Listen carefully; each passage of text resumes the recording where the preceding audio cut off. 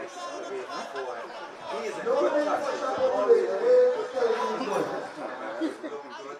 And he has come out here with some intent, real intent here. And Jadel really going to have to think twice as to what he's going to do, what type of field they're going to set. They probably should bring up the third man and drop the man down. Well, they do that right now. Yes, they're doing that. And if he continues this way, even the fine leg may have to come. Jadel was about to start by umpire Hodge. Skelly has rushed on to 12. He's still the first over. It's 13. Test him with a short one.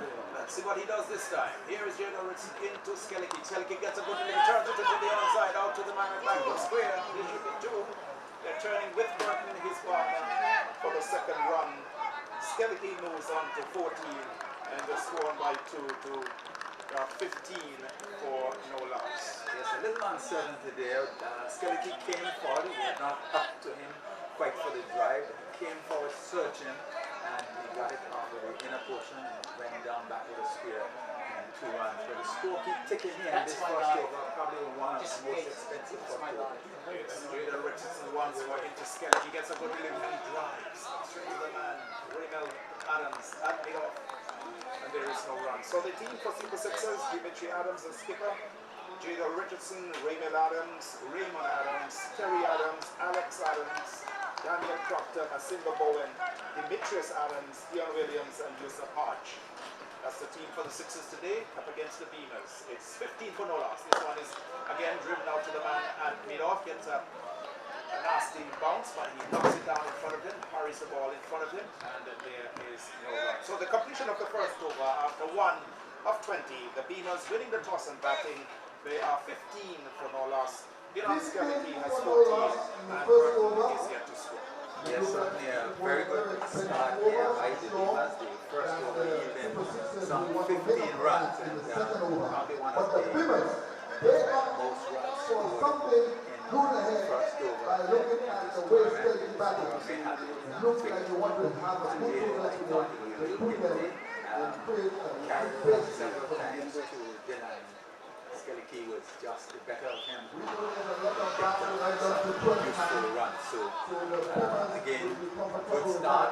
Simper going will come in now, and one will see how he will approach this, whether or not he will be short or whether or not he will carry it up like how Jadel. So it's going to be Masimba Bowen with the number 22 on his back. He'll be bowling to a solitary slip, a man at point. The man coming up into that short third man position, maybe coming into the backward point position. There's a cover, extra cover, mid-on, and down the backward square. There's a square leg right back of the rope. As Masimba Bowen will be bowling to the left-handed Burton. It's 15 for no loss. The Beamers winning the toss and batting. Lyndon Richardson out injured. And the Beamers being captained today by the left-arm spinner Yannick Leonard. Richardson replaced by Rikiel Cyril in the lineup for the first time. There's Jack Webster, left arm outstretch, as Burton surveys the field. And you can tell that Simba is not going to be pitching anything. Yep, so number 22 was Masimba Bowen. He goes in right arm over the wicket into the left-handed batsman. Burton flashes at this one. More jabbing at this outside the off stump. Very difficult bounce here for the wicket keeper. Ricochets off the pad and goes behind him.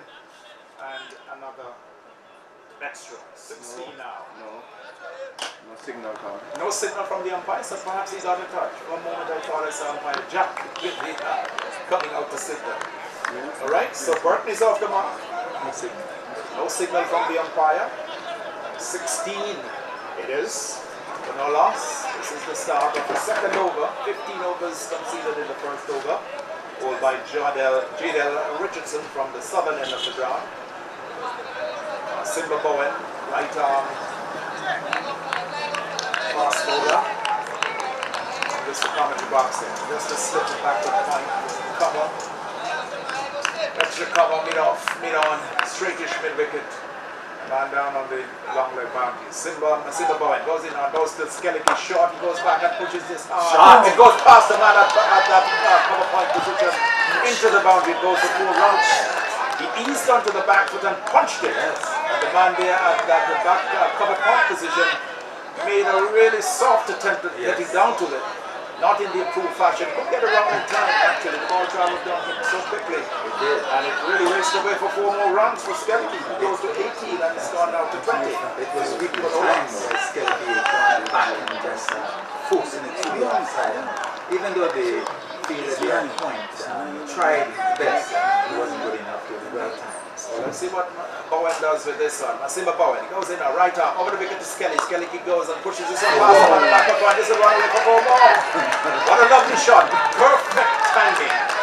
Across the off stump and just gliding it past the hand at the backward point position. And he just raced away the outfielders right to the right. And he just rushed away for 4 more. So Skellicky goes to 22 and the score's now 24. And we're still in the course of over number 2. Still in the course of over number 2, and Skellicky continuing this attack, continuing this aggression, and certainly if he continues this way, I can tell you he will have a massive hit. He's a tremendous form. Also, a few weekends ago scored a wonderful 75. As Bowen goes in, balls to Skellicky, turns this one into the onside, down to long leg. There's a man posted down there. He comes off the boundary very quickly and rifles the return. A good one. Strong work. And 1 more to Skellicky. He goes to 23. And it's 25 for no loss. This is just each ball on its merit, and I think that is the hard man thus far. Certainly it looked good. Yes, he's in tremendous form. Real touch play, really classical style. Let's see what Bowen does now to the left-handed Burton. This one is outside the off stump. They almost chopped it onto the leg stump. Goes past the wicket-keeper down to find leg. They look for one. They'll be looking for a second. Burton is very quick to deal with it. And he gets himself 2 runs. He goes to 3. That is 28 now. 28 for no loss. Skellicky to start at the non-striker has 22 of those 28 runs. Well, I don't know the score. I should have checked before, but maybe 27. Have we had this type of start before? We don't lose no wicket from them all the way. Okay. The score just providing some information. Burton on 3, he's on strike as Masimba Bowen runs away from us. He's after the wicket now and he goes to Burton outside the off stump looking to glide it through the quarter. Misses the ball. No ball call and signal by the umpire. So Masimba guilty of overstepping and umpire jumped up quickly. There goes the signal for the free kick. Call it very quickly. 29. No loss. We're still in the second over. Bowen it is. Runs away. He's up there now. Goes to Burton. No! Clean ball! But it won't count. Just an excitement for us here in the box. Full pitch delivery. Knocked out the off stump, but it won't matter. What a shame. What a shame. But that's how cricket is. You overstepped, you breached a rule, and you committed the cardinal sin, and therefore you had to pay for it. Even though it was a good ball, one carried up. First delivery that Simba Bowen would have carried up to the batsman with that last one that crushed into the off middle stump, but had no answer. But the cardinal error had already been done. It was a no ball. So very good start here. 28, 29. 28. So scoreboard, you are right. Don't change. Don't change scoreboard. We are wrong. I had it wrong. 28 at the end of the second over, and JDL is going to continue, and we'll see how Skellicky will treat him this time. Our man is deep out of the cover. We still have long legs, so probably he will be pulled it back and probably bounce a couple. There's JDL. He comes in towards us from the far end. He's in now. Goes to Skellicky. Punches this one back up along the strip on the onside. This man has so much time to play his strokes. He's a really nice touch player. Very orthodox, classical move. Yes. Very nice player to watch. He's put on some weight in recent times. He's the strong shoulders, very powerfully built thighs. Here is Richardson into the skeleton drives. There's a man sweeping on the deep cover boundary. That's the captain himself, Dimitri. And another run is taken there by Skeleton. He goes to 24. And the score is now 29. 29 for no loss. The Beamers again winning the toss here against the Super Sixers and deciding to take the first try. Linda Richardson, not playing today, out injured for the Beamers. And so the team is being led by the left-arm spinner Yannick Leonard. Rikiel Cyril gets a spot in the team today. So we're going to see the left-handed Burton. He'll be facing for the first time Jadel Richardson, man who's been in super touch with the bat, leading scorer in the competition thus far. He comes in now from the far end. He's in both the Burton drives. Goes out to Alex Adams, who's in the team today. Out into the covers. Gets across and stops it. There is no run. We're in the third over. 15 taken off the first, and 13 off the second. At the end of 2 was 28. For no loss. 29 for no loss. Burton is 3, he's on strike. As Richardson comes in once, one goes to Burton. Outside the off stump, this one comes off the edge of the bat, comes down to third man. The third man fielder fumbles, and so it allows for 2 easy runs to Burton. He goes to 5, and it's 31 for no loss. Well, for some reason, look. Really tight-knit fielding side that we have seen. Always a very good fielding side. Today there have been a number of blunders in the bowling and not, but I thought he's probably going to get back. Richardson comes in around the wicket to Burton, who essays a powerful offside drive with the left leg, right leg for him, planted straight down the center of the pitch. And he moved that right leg across and get a little closer to the line of that delivery, perhaps to the ground to the covers. So maybe the onslaught by the Beamers that has somewhat gotten to the Farrington UJs. Let's see how they'll be able to shake it and come out. This is a big clash. As Dale comes in, goes a full toss, and this one is slapped past mid-on. That's 4 runs. Over pitch. And Burton made no mistake. He goes to 9 now, and it's 35 for no loss. Full toss, and he got the treatment in his advantage. Yes, I'm not sure. Jadel is trying too hard. He's not really coming up, running through and letting the ball go. He seemed to be trying to aim in for his spot. And I thought that time he was trying to aim to get it on the stumps and up to Burton. And Burton was up to the task and just slashed it away for 4. I thought earlier when Dylan was really going, he was carrying the ball up to him, and he's a very good bowler of the short pitch, the dump shot. And he didn't even try one of them, and I couldn't understand why not. When you have a batsman who's coming onto the front, getting in line and driving the way how Dylan Skelleke was driving, not to test him with a different type of delivery. We know at the other end, Simba Bowen, who is one who normally is short of a length, short. He will test the batsman regardless to what. So we'll see how he will manage Skelleke in this type of mood that Skelleke is in, and see if Simba can control him. Skelleke in aggressive mode. Rush to 24. It's 35. We're about to see the start of the 4th over. 35 for no loss. It's Simba Bowen in now to bowls to Skelleke. Short outside the off stump. He goes back and punches this out to the man on the point boundary and gets himself another run. Skelleke, he goes to 25, and it's 36 for no loss. Short outside the off stump and just ease onto that back foot. Will Collins and just punches the ball. Full face of the bat. Full face of the bat.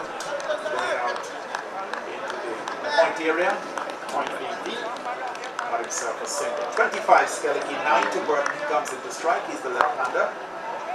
Faces up to Bowen. Bowling right arm, palm speed. From this to commentary box and shot outside the line of the left stump. This one is too through mid-wicket. 4 runs. Short delivery. field directed up the line of the leg stump. Burton made no mistake. Martin was wicket very quickly. He just whipped it away. All over arms. 40 days now for no loss. Burton goes to the world. Skellicky has 25. Alvin is really onslaught here by these two batsmen. A real onslaught, and there is purpose to this innings. Simba Bowen comes away from us once more into Burton. Slow delivery, gets time, well directed, comes onto the front foot. Burton does. Plays it quietly back up along the pitch, and there is a run. Again, not bathed in the usual brilliant sunshine. It's a hazy sort of hazy sunshine. Dark blue clouds way in the distance as we look towards the southern end of the ground here. With the company leaders. Tony Fleming slips into the comments chair. Alkins has departed. As we look at Bowen as he goes in on, goes to Burton, comes under the front foot, wants to run. Skellicky advances a few paces down the strip, but that certainly was not hard. Goes to the off, but there is no run. Good afternoon to you, Tony. Good afternoon to you. 25 to Skellicky, the run strike, 13 to Burton. This is over number 4 being bowled by Simba Bowen. After the first over, 15 runners scored, second over 28, third over 35. It's gone for 40 for no loss. And over number 4, this one is a bouncer, strong down to backward of square. There's a man posted down at long leg, and another single for young Burton. He goes to 14 and it's 41 now for no loss. That one dug in short, Simba Bowen. Likes to dig it in short. Just coming up appreciably for the left-handed batsman. Got on top of it nicely, rolled the wrist, kept it down in the approved fashion, down the long leg it went for a single. Now we see some adjustment made in the offside field. Mr. Saritel is slip.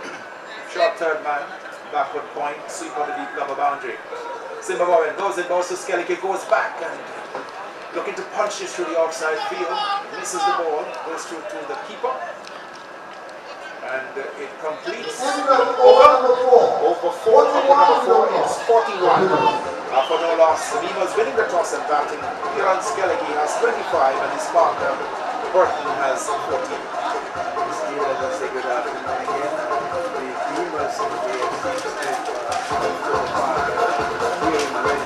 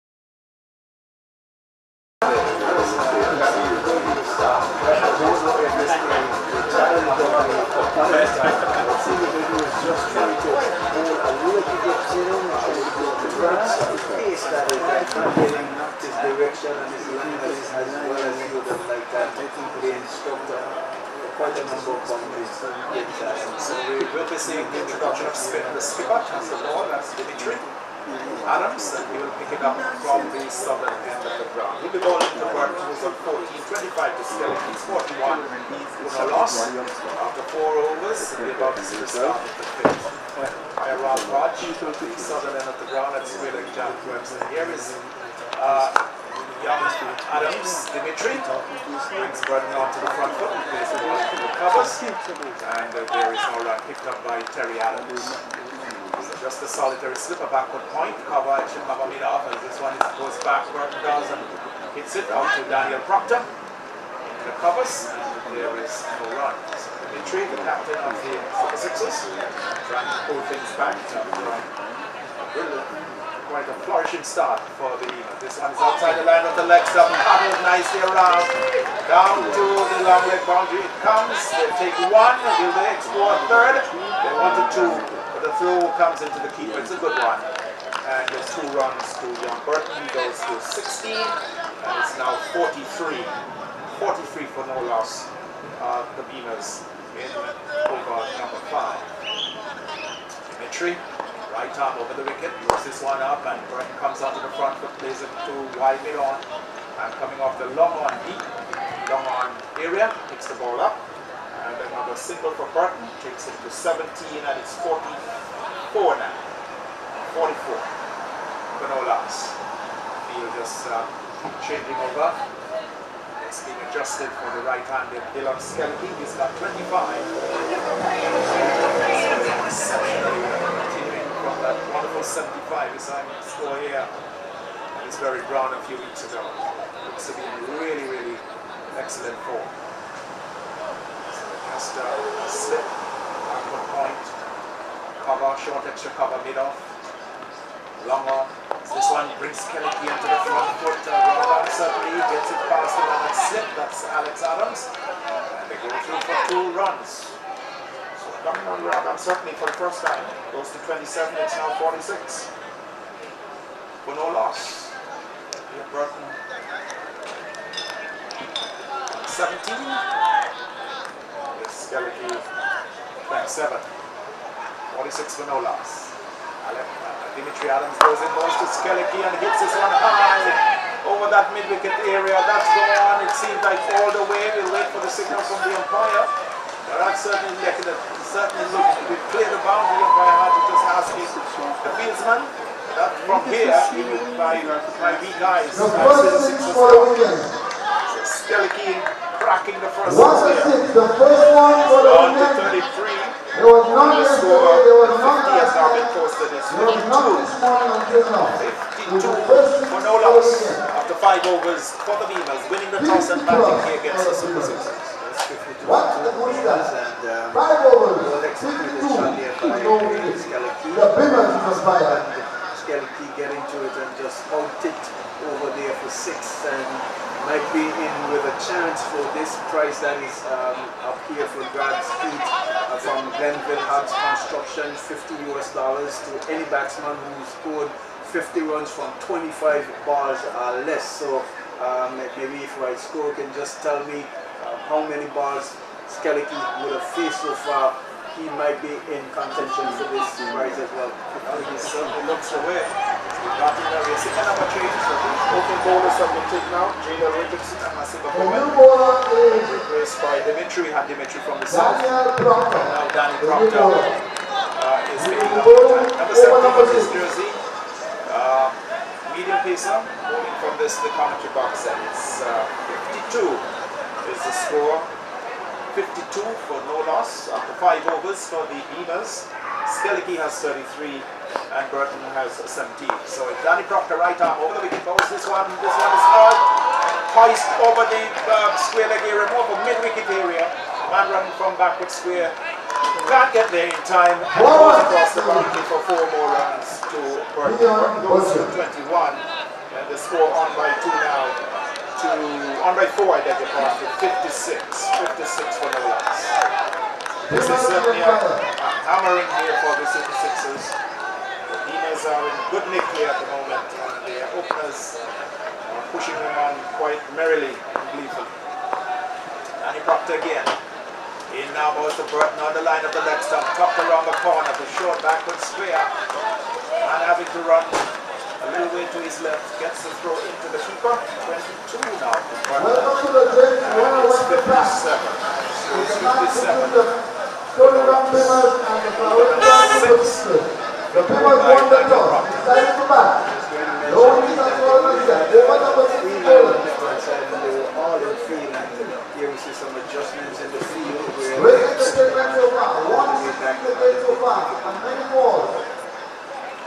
Danny Proctor making some changes. The slip has been taken out now. There's a backward pump. There's a cover, extra cover, mid off. Mid on wideish, short backward split. There's a man going right back on the boundary and now on. As Danny Proctor goes in and bowls to Skelky outside the off stump, he goes back looking to force it into the cover gap.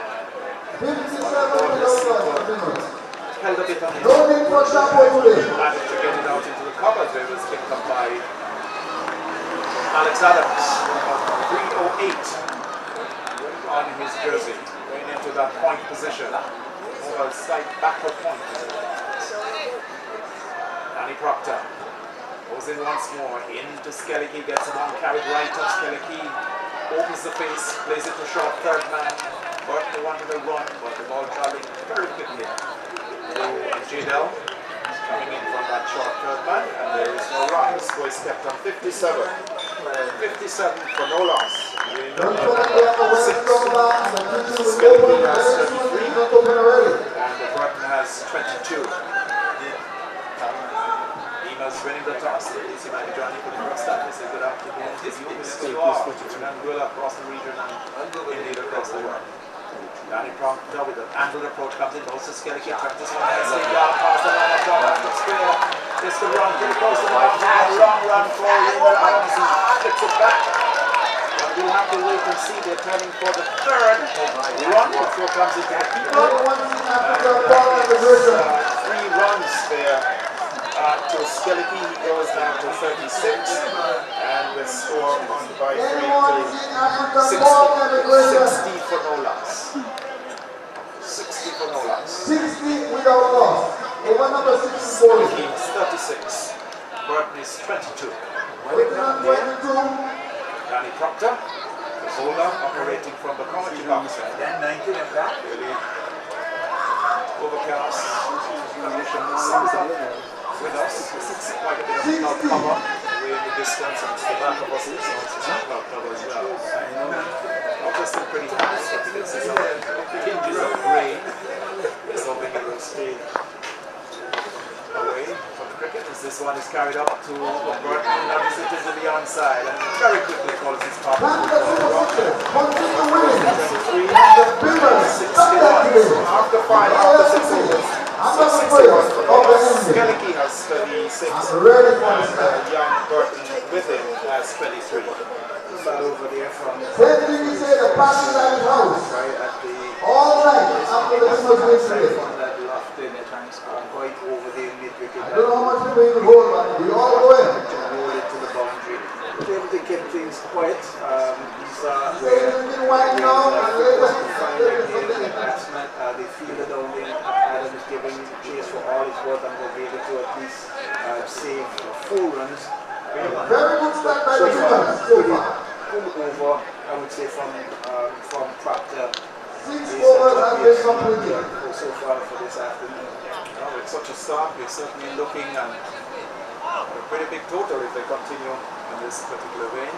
Emas winning the toss here today, batting against the unbeaten Sixers, as Dimitri Adams prepares to bowl once more from the southern end of the ground. By heart hit his left arm outstretched. The bowling to Burton was on 23. Dimitri comes in, bowls to Burton, turns this one, pushes this one really out into the onside.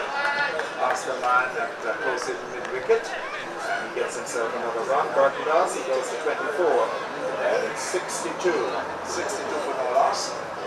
This brings it to focus now. The man who's played so many big live strokes in this afternoon. Like Skellicky, the first 6 of the match. He's at 36.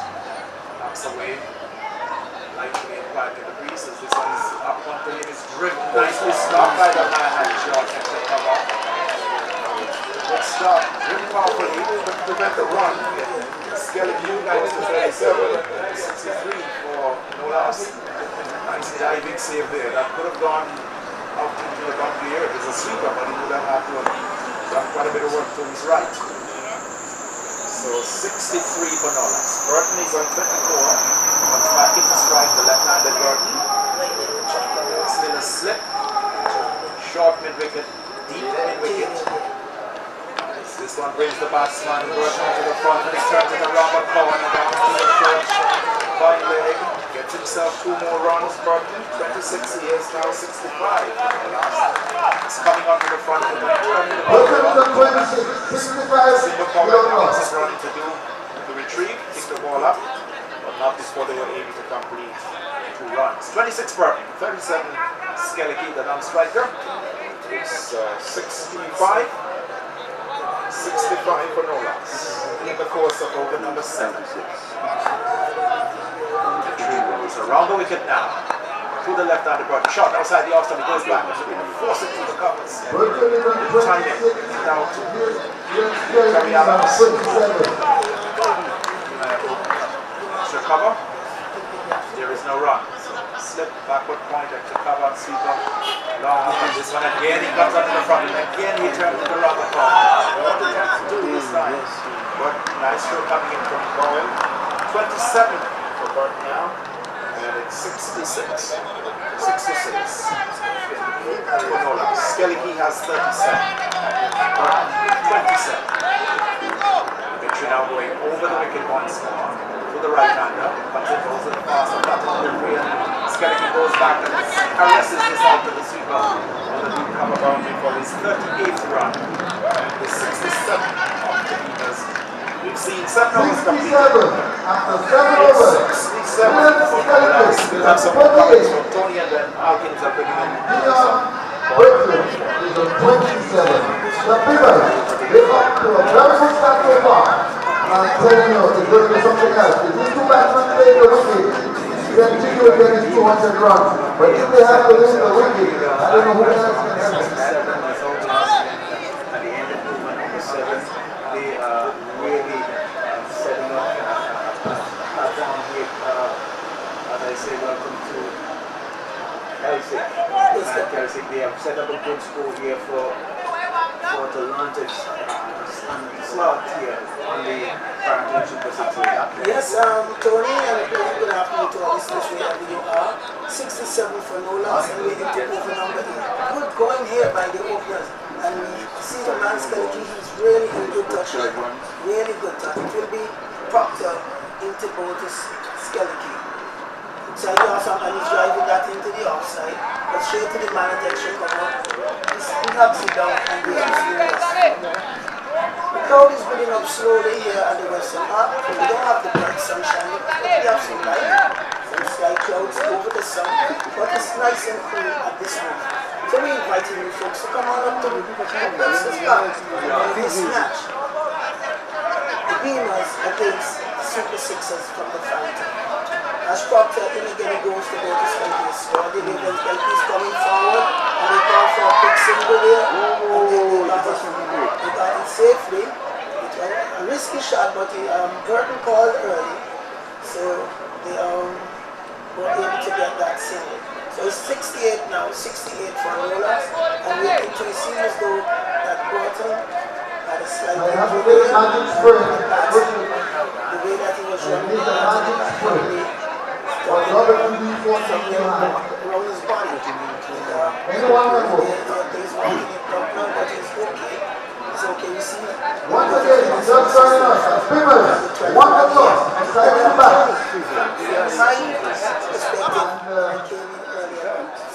The Farrington Super Sixers are opening here for the goal. It was very expensive. Yes, you've seen it from the get-go. They won the toss, and for most teams, they usually send their opponents in. But they have taken the ball by the hand today and decided that they were going to set up a score and put it solely on the Farrington Super Sixers. Because these two teams have really taken big ticket for this tournament, and it will be a great encounter here this afternoon. Yes, it is, because I remember the first match they played, the match was won in the last over. And that should have been taken, but it's cricket. It's cricket. And we see on Ty Jack, but so this outstretched arm until the captain will be going into work. It's no slip at this time, backward point, cover entry, cover sweeper, and the long run boundary, he sent it back to square it now, backward square it, that's a long way, and the man on the third man boundary, right on the boundary, as it's Proctor, he goes now to go to Burton. He goes, side the off and Burton is coming forward, shooting, but straight to the man Adams there, he feels well, and there is Rose. We have some 6 Adams, I think, or 7 Adams in this lineup here today. Yes, certainly is. I think really impacted the Melvin Adams is playing here. The whole family network is playing here. That's Proctor at the top of his mouth. He goes from us to go to Bertha. He goes full toss outside there from Bertha. Drop here. I think he's dropped. Yes, I think he's dropped here. He came false, knocked it straight to the man there, number 7, Adams. Hold on to that catch. Demetrius, yes, that's the captain. And that's the first chance to see going to bid. Yes, that was probably driving, and Adams just had to go a little to his left, but putting on the catch. So Burton a little to fight on. The score is now 69 for no loss. That is Proctor. Moves away from us now. He goes to go to Skeleton. 4,000 electricity that one high in the air. From one you get on you. Yes, and it takes it back. That's the Skeleton getting on the last one. Not getting to the full place of the line. Rolling out there to Adams. So, of course, the Beavers will be their first game. Adams, of course, and second call, Adams, Proctor, or some 39. What's going to be by the Beavers so far? 69 for 1. How is the first game?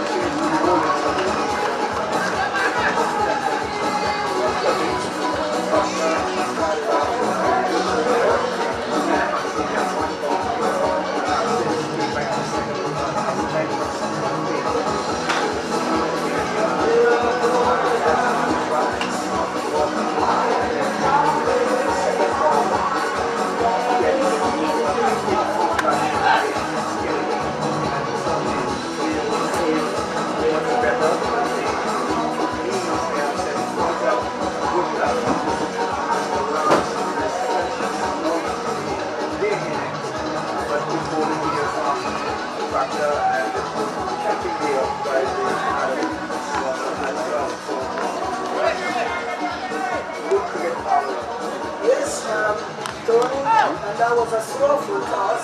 And no, Good job there. was not looking for the slow ball. When he came to the shot and he hold on to the man at long on. Now the new batsman is, the batsman they have crossed, so it will be Burton facing up to Proctor. On the leg side, and they push it into the onside there, and they call for a quick single. They wanted to, but he's turned back there by the other batsman. And the in batsman is Leonard, the captain. Yannick Leonard, he's standing in as captain today, replacing the injured Richardson. So after 8 overs, it's 74-1. After 8 overs, it's 70 for 1, and the batsman out in the person of Dylan Skeleton, who would have amassed a total of 39, just missing out on that price, which still stands, that is $50 US to any batsman who scored 50 runs from 25 balls or less. And there is still an incentive if no one would accomplish the feat this afternoon. It goes back to the finals, the qualifiers, that would be the semi-finals and the finals. The price double, so that's good. That's good. That's incentive. A very good incentive there. Very good incentive. And we see that Adams is going to continue from the city end, and he'll be bowling to Burton, making some adjustments to the field. It's a slip, backward point, sweep on the boundary, short extra cover. In comes out to Burton, and allow the deal there. That one from up viewpoint here is beating the leg side.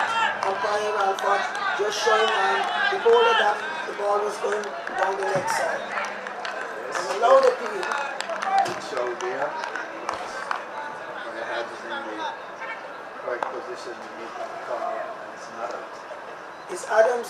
He's missed his run and he's going back. Dead ball signal there by umpire Hart. As Adams now, when he comes to go to Burton's, flighting that one, and Burton is coming forward, strokes it straight to the man at short, mid-on, he feels well, and there is no run. Good crowd here so far, crowd building up for the excitement that will be here. As Adams, when he comes to go to Burton, Burton is using his feet, he passes the man there, and they're going to get 2 runs, yes, 2 runs there, and they're going to get a 3rd run as some open throws there. So 3 runs to Burton. No one was backing up at the stump, and the ball missed the stump and going into the onside. Tar was unable to field, and they crossed for another single. So the score is now on to 74. 73. 73 for 1, the Beavers.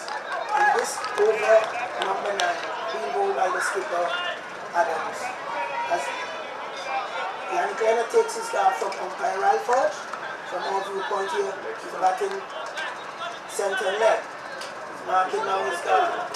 It's a slip, backward point, man on the sweeper boundary, short extra cover, long off, long on, mid wicket on the boundary, backward square leg, and a short mid on. Here comes Adam now to go to Leonard, and Leonard is beaten by that one outside the off stump. He was going for that big drive, and ball beating him all over, and is taken by the wicket. Beating him all into trying to drive to extra cover, but missing everything. As Adams again into go to Leonard, and Leonard is driving that one between backward point and the extra cover down to the sweeper for a single. So Leonard is off the mark, and the score is now on to 74. 74 for 1, the Beavers. Winning the toss and batting here in this year match against the Farrington Super Sixers. As is Adams now, he comes up to goes to Burton. Like floating that on Burton. He's taking that one into the inside. Seeing as though that one was in the air, but to the right of Adams there, Rainy Adams or whatever. And the batsmen were able to cross for 2. So that takes the score on to 76. 76 for 1, the Beamers in their first innings here in this Anguilla Premier League 2021, being played before between 4 teams, Beamers, Sixers, the Southerners, and of course the Razor Massive. And Tony, I don't know if you were here yesterday with the match with the Massive. I thought that Massive should have won that game yesterday. I was here yesterday and left at the latter stage of the massive chase, but the Pointers, they themselves had a good start, but kind of just lost their way in the second half of their innings. And then we thought that the Razor Massive were in with a splendid chance to at least gain 2 points from overhauling those 118 runs, but it proved to be too difficult for them. Yes, it did. Because on my way home yesterday evening, Langdon was batting in by time he was over here. Langdon retired hit. And then the wickets fell as nothing happened. Anyhow, it's Proctor to go to Yannick, and he's stroking that one straight to the man at cover point. He feels well, and there is no run. Leonard is standing captain here today for the Beamers, replacing the injured Richards. It's a man on the 3rd man boundary. Point, a sweeper, extra cover, long off, as Proctor. Then he goes to go to Leonard. A slow delivery. Leonard is coming forward. The bowler himself knocks it down, and there is no run. We have realized, Kelsey, is that the Farrington Super Sixers seems to be able to hold the scoring rate back just considerably a bit here. From about the 6th over going to the 9th over. Yes, Tony, right, because we realize that in most of these games when the spinners come on, we have a lot of the ones dry up, as you would say. They have a drop. But it's Proctor, and he goes to go to Burton. And Burton is driving that one out to the man at long off. He comes off the boundary, fields well, and they were able to get a single. So the score is now on to 75, 77. 77 for 1 in this over number 2. 10. This over number 10. 77 for 1. The Beamers missed their match against the Farrington Super Sixers. And it will be Burton facing up to Proctor. Proctor in goes now. And the leg stump and beating the Burton trying to figure out one misses and umpire Jack Webster signaling a white ball which takes the score on to 78. 78 for 1. Over number 10 here at the Webster's Park. The man out, Skillicky for 39. Skillicky, the man in good touch here today. First over, cracking some street fours. Really good touch. As is Proctor. He goes from us from the pavilion end. Then he goes to Burton on the next up, and Burton is playing it into the outside. They were looking for 2 runs and they're going to get it, yes. The call was going for 2 and 2 well judge runs there for Burton. Takes the score now on to 80 for 1, and this is over number 10 and it's not completed yet. See umpire Jack Webster there signaling to umpire Ralph Hodge, pushing the one finger up with the one delivery left in the over. As it will be Burton. Burton leads on 37. He opened the batting with Skillicky. As Proctor throwing the ball in the air, moves away from us. In he goes now to go to Leonard. He stopped. That's not Leonard, that's Burton. He stopped. He's into his run now. In he goes now to go to Burton. And the leg stump and Burton is playing it into the onside. Straight to the man there at short mid wicket. He feels well. And at the end of this, the over number 10, the water card is being called onto the field. The Beamers, after 10 overs, they are 80 for 1. So the Beamers, after 10 overs, 80 for 1, scoring a 3 runs and over. Pretty good bowling, as you would see, especially from the first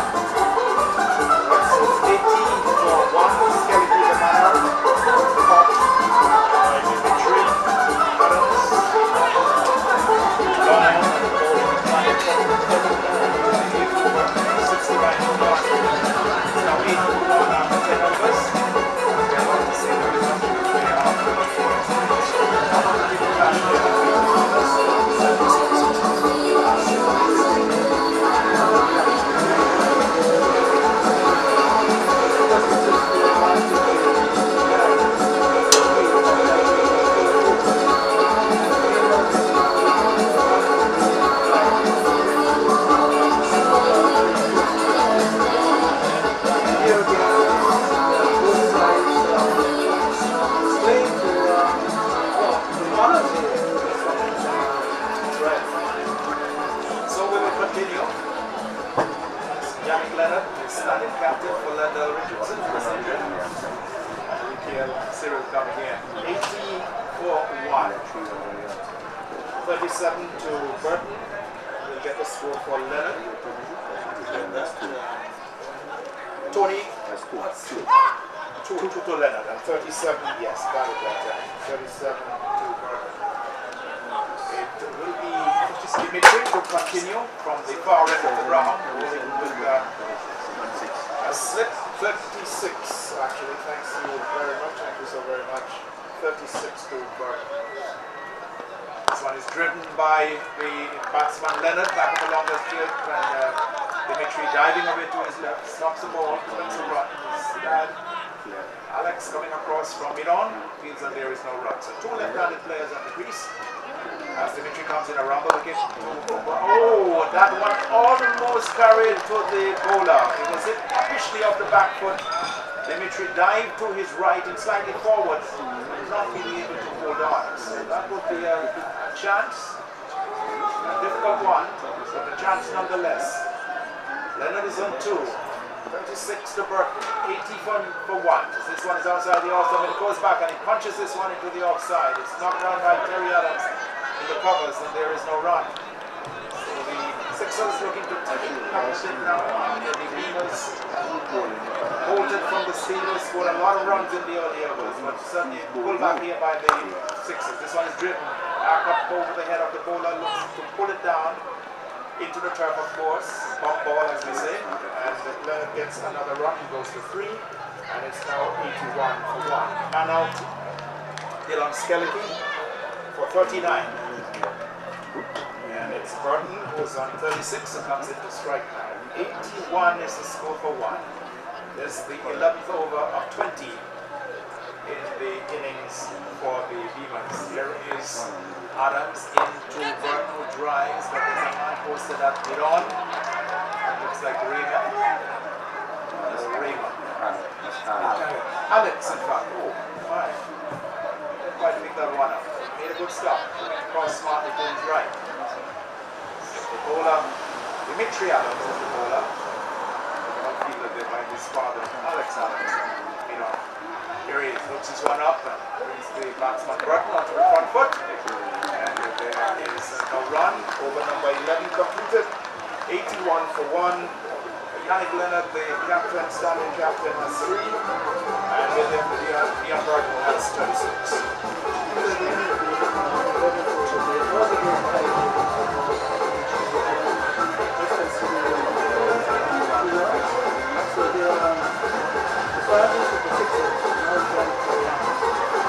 Continue. Humans started off very quickly at the beginning of the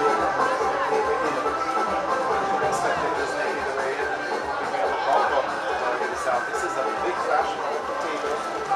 Super Sixers played 5 matches so far, won all 5, 711 runs. The Beamers 5 matches played, won 4, lost 1. The Pointers played 6 matches, won 2, lost 4, and raised a massive 6 matches, and they have gone without a victory. So that's the point standing. As it looks, 10 points to the Super Sixers at the top of the table. As we will look at over number 12 now, started by Danny Proctor outside the line of the off stop. Yannick Leonard looking to steer this past into the slip cordon. This needs to push the ball into the outside, and there is no run. Daniel Proctor has bowled well, both himself and Dimitri.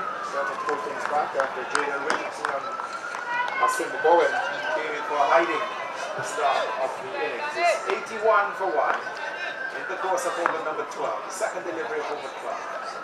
Proctor goes a full toss and it's pushed into the covers, knocked down by Alex Adams at cover point, and there is no run. Really, Yannick should have done better with that. Full toss. Should have won some runs for that. Even straight to Alex Adams. Getting away with the loose. Punched away, some runs by a boundary. Yannick Leonard standing today for the injured Lindell Richardson.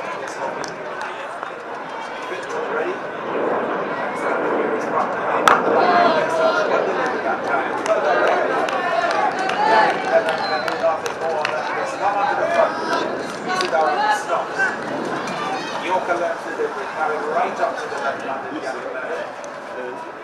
Nothing more. Come down and back. He's coming out of the stops. Proctor.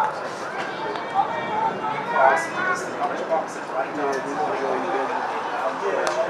Swings this one down the back of the scale. This is going to the back of the scale out easily for 4 runs. He was carried up this line into his swing, so he likes it around that next step and he just left it away off his legs to that under 4 runs. He goes to 7 and it's 85 now for 1. 85 for 1. Lovely strong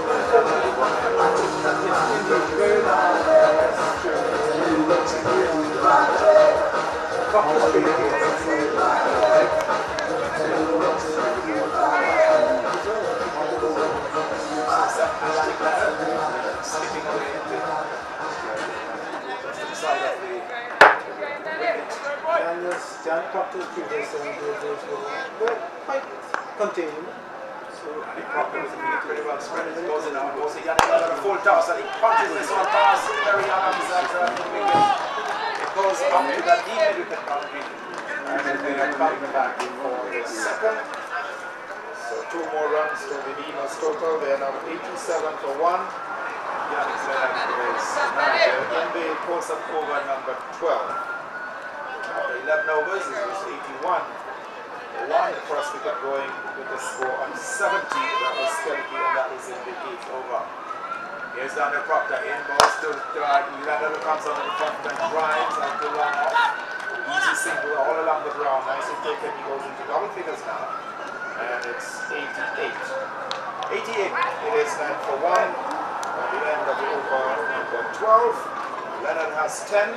And Dion Burton has 36. Not about overboard by Daniel Proctor. I think on the 3rd ball, which was a full toss, he was rather lucky and the owner didn't punish it. 4 runs from that delivery. Otherwise, it was a fairly tidy over in the circumstances. They have between Dimitri and Proctor, they have managed to restrict the Beamers scoring. So we're going to see a change at the far end. Demetrius is replacing his brother, Dimitri, the captain. So we have got 6 Adams in the Beamers, in the Sixers team here today. 6, and now it will be the turn of Demetrius of spinner, like his brother, Dimitri. And he'll be bowling as his brother did from the southern end of the round. He'll be bowling to Yannick Leonard, who's got 10. Ian Burton has 36, so that strike rate is 88 for 1. The Beamers, and they have played 12 overs have been bowled so far. This is the start of the 13th over. So it's going to be Demetrius, number 7 on his jersey, who comes in, bowls this one outside the off stump, and Leonard goes back and hits it into the covers. It's stopped by Terry Adams, and there is no one. Short delivery. Yannick Leonard going back and trying to force it to the cover gap. Quite a bit of open space in that area. Couldn't find the gap. Instead it is straight to Terry Adams. This one again outside the outside. He goes back to the side. Eases it into the outside field and passes it for the run. So goes to the bowler's end. This is backed up by Alex Adams on the onside. But the ball was played quite easily off the bat. And Leonard was able to call his partner Burton to for a run. 89 it is time. 89 for 1. Burton was in 36 for quite some time. Seems to have stalled. Be calm in the 30s. Started well with Skelly as Demetrius comes in and bowls, and this one is swung and he dropped it. Alex Adams who throws it. Would have been a brilliant catch, had to move some distance away to his left. He dived, got it in both hands, but in the end floored it. So an escape here for Burton, looking to open his shoulders, looking to swing it through the offside. And Alex Adams moving to his left for more than I thought he had it in both hands. He had clutched it in, but unfortunately for Burton, it went to the floor. It's kept on 89 for 1. Burton is still on 36. Just comes in for Burton, who drives this one through the offside field, out to the sweeper on the deep cover boundary. He fumbles that they're coming back for the second run. That is Danny Proctor. So 38 now to Dion Burton, and the score now 91 it is now. 91 for 1. Over number 13. It's been goal by Demetrius Adams. Sutherland at the ground. 38 to Burton. 11 to Leonard, the non-striker. As Demetrius comes in from the far end. He's in now, Bowser Burton who shocks this one. For short third man, come back to point. Has some running to do, but not quick enough to prevent 2 more runs to Burton. He goes now to 40, and it's 93 for 1. The Sun is trying to force its way out again. Patches, overcast conditions, and now the Sun is beginning to keep up. This one is swung into the onside, on the ground this time. Straight to Alex Adams, who fields at mid-wicket. It's the end of over number 13. 13 overs completed.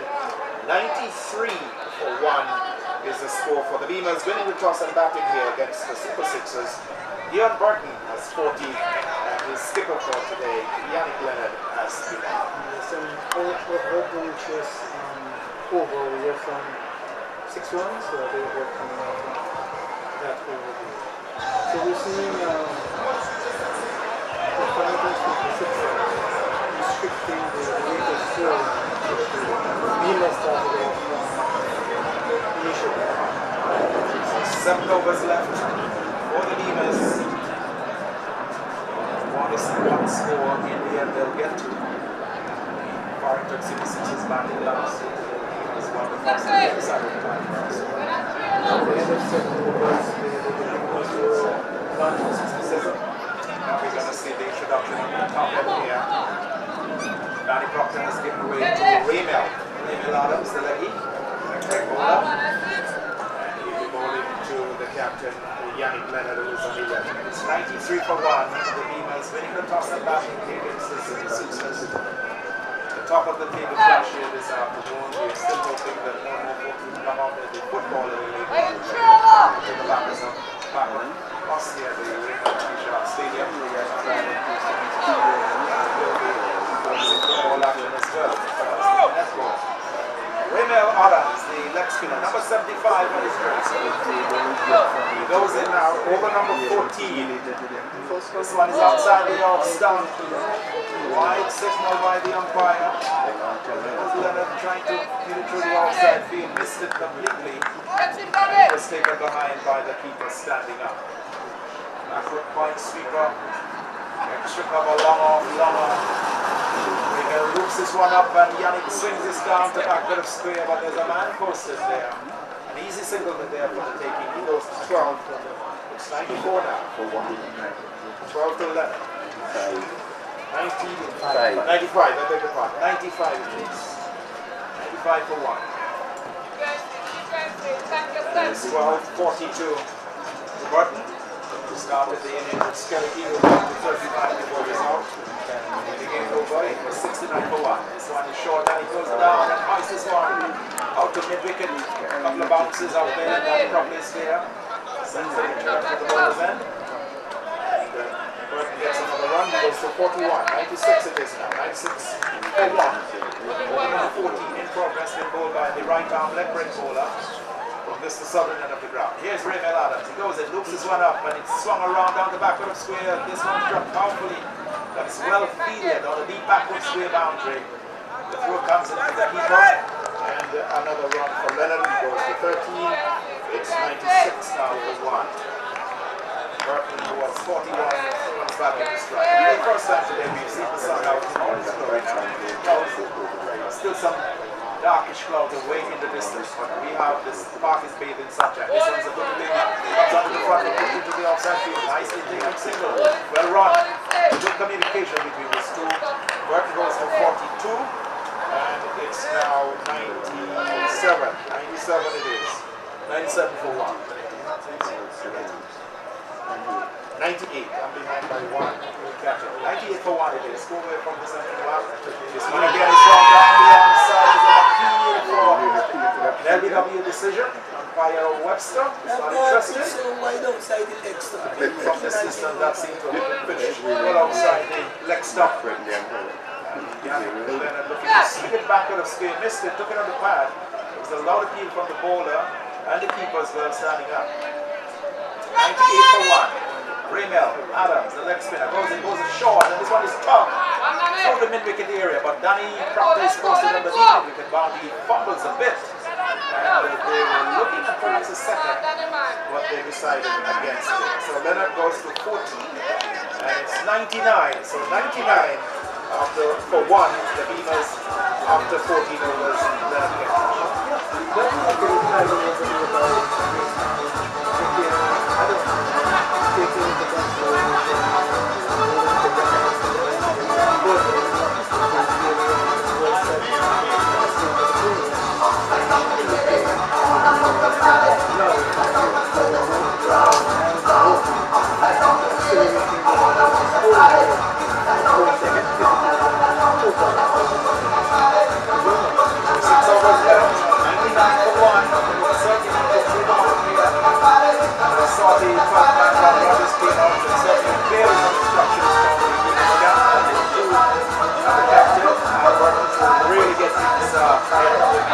started really well with Skelly and Burton.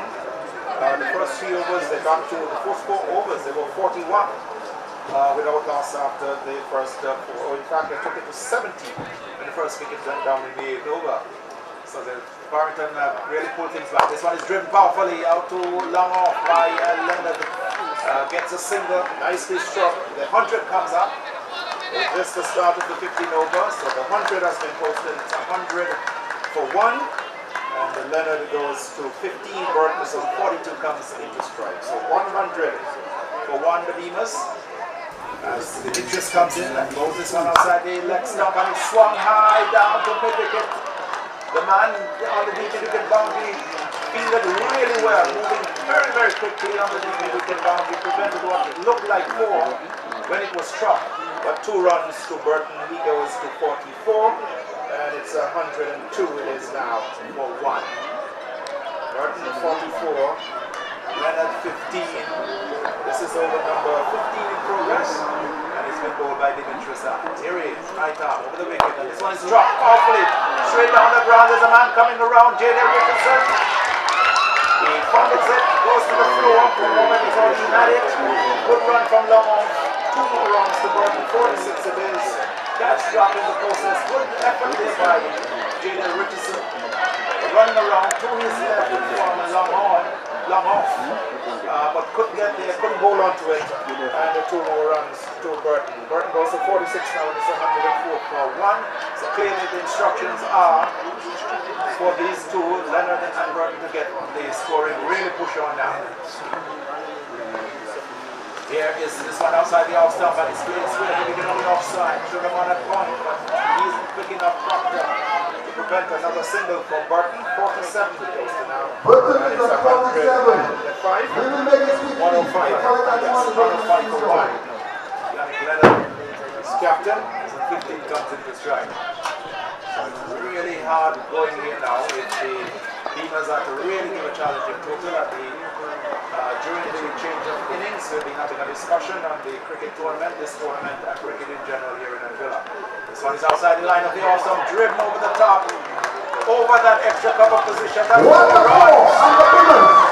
it is, 4 runs to driving powerfully high and into the fence for 4.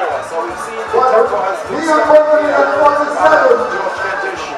And if you want to win that strike prize,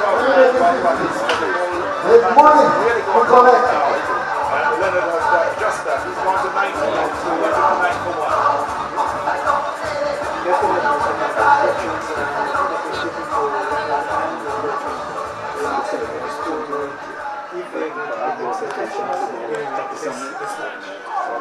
Well spread here for Demetrius, stolen from the far. Right arm, he is over the wicket, in now to Yannick Leonard, who drives up this one, comes off the inner portion of the bat, goes onto the pad, it could appear, goes into the offside, and in fact, no bat came off the pad, so a bye in fact, that was signaled by the umpire. So that's the end of over number 15, after 15 overs, 110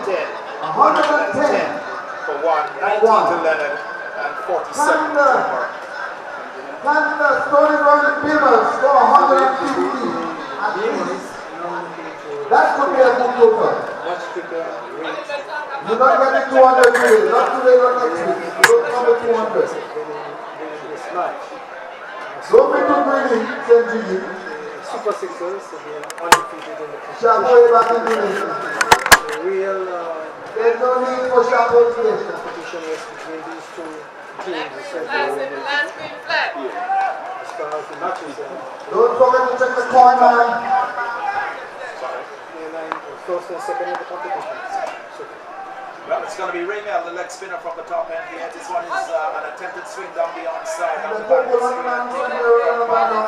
You see, blocking down. Into the offside field. The coconut man from there was hiding in the tree. 110 it is for one, as Raymel is starting now over number 16.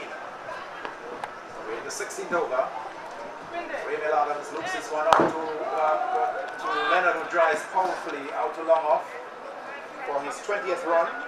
1-1-1, and I can see umpire David Shepard the late would have been jumping on one leg. That's it. 1-1-1. Remember that big burly figure that English umpire David Shepard. Yep. So it's 111 for one. Yannick Leonard is 21, and this one he comes down the pitch looking to work it into the onside, missed it. Luckily for him, he didn't pass it into the body. The leg spinner certainly beaten, working, coming down, looking to work it into the onside, clearly beaten. And then coming off the body, didn't pass it. Created a stopping perhaps for the keeper. 111 for one. Raymel Adams over number 16. Holding right arm leg break from this to far end. But the signal comes from the umpire, led by 1-1-12, 1-1-2, 1-1-2, 112 for one, over number 16. Over number 16 bowling. Bowled by Raymel Adams from this, the commentary box, other end of the ground. Bowling now to Yannick Leonard, who's got 21. Burton has 47, goes in balls to Leonard, who drives this one to the outside field, the receiver on the boundary, and there's Cambridge. Leonard is 22. It's 113, 113 for one. 22 to Leonard, 47 to Burton, that's the strike. Over number 16 in progress, been bowled by Raymel Adams, and this one Burton goes down and drives. He just comes off the bottom portion of the bat. The keeper attempts to break the wicket on the far and misses, and it creates a second run for Burton. Takes him ever so close to his 50. He's gone to 49. So after 16, He got 49. Can he score 50 runs today? 100. Can he score 50 today? Can the Beamers win the game today? Question mark. Who can answer? And so far we've seen a really close over there. Burton signaling his intention to be more aggressive, trying to post the more competitive. Who's going to win today? The Beamers like a pocket ball. After the goal, it's a goal for Brooklyn. 13, I believe, to score 113 for loss of one wicket, 115 for loss of one wicket. And Dion Burton is looking rather good as he has for this tournament, as I see what I can do this to Tony Fleming.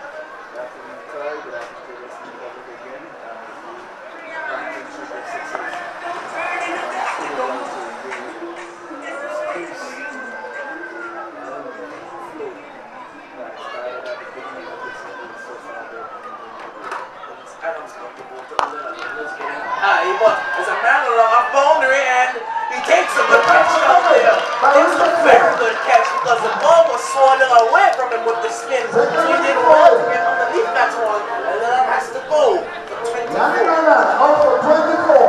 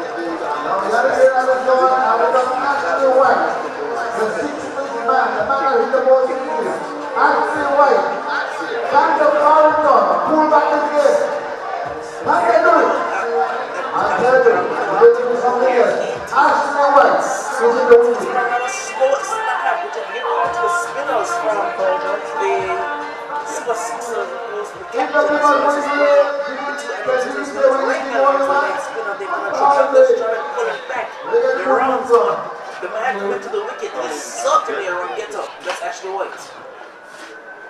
Yes, White has had pretty good score so far. He will certainly look to accelerate here in this latter stage when he's over the wire. Certainly a very strong individual afterwards. This move was extremely quick. It's going to be 3 distance. That's the umpire Ralph Hunter to go to Dion Wood. Button drives this one down to the ground. That's going to be a single. That's a half century. Well, the half century. Very, very much in the mold of Dion Wood. Very elegant. Extremely elegant half century.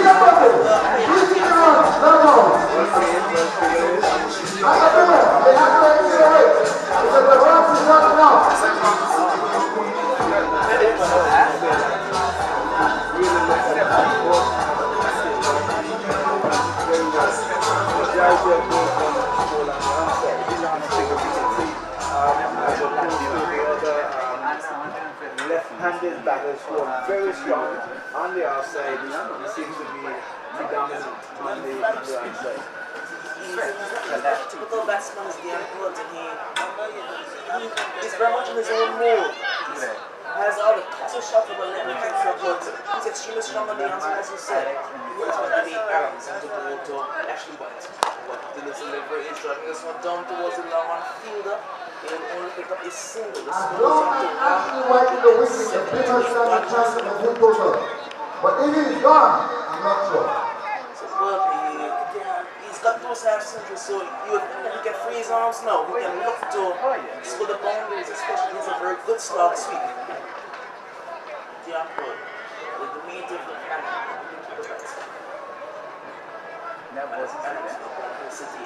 right down over wicket but steps wide, and a very smart ball by Adams, but a bit too wide. He pushed it. He saw Bud stepping away and trying to push it wide of him, but a bit too wide on that occasion and signal as a wide by Slayer.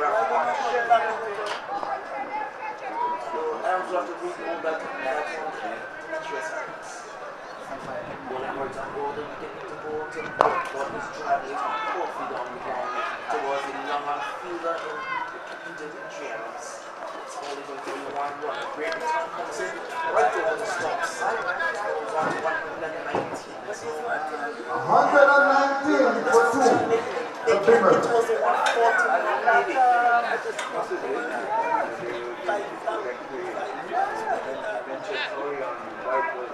Certainly has to see some big hitting here. Adams the ball to Ashley White. He's just pushing this one down the ground. Straight back to the bowler, and it's going to be this one is taking a couple balls in cases. 1 from 2. So he's taking his time getting his eye into the wicket. As Adams is now going to go to White. Well, he can turn this one down the leg side. It's wide. You can run the corner and I will say, you can still bring it back.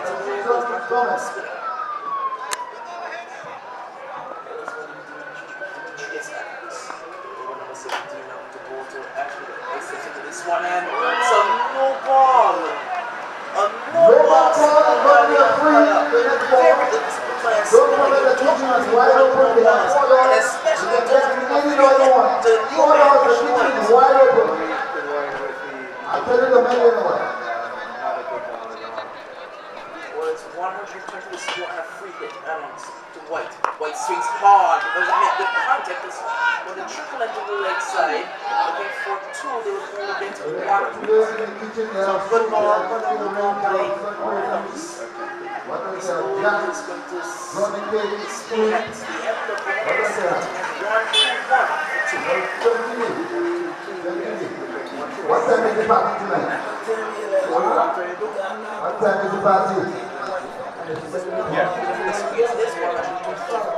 When people move, what time is the party? Uncharacteristic like bowling. When you take this one, you take half of the bottle of wine and you I'm surprised because he told me White and then following up White with a no ball. Luckily, White didn't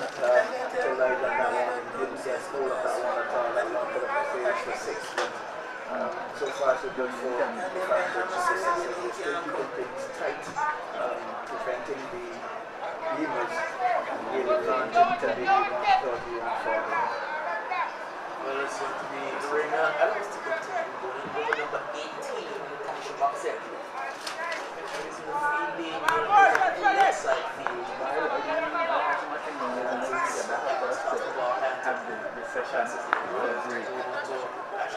It's a full toss and White is going to pick this one up down towards the deep backward square leg boundary. Fielder comes across from square leg and has a bit of trouble and they will get 2 runs easily. The only way Beamer can win is not to score 100. This is a 4. It's not under 160. Don't play now. Let the ball cross the boundary rope and Come on. such as 4 runs to actually Adams continue into what is going to fight them and White drills this one hard down the ground. The man comes across from along on part to Thompson. It was that's terrible.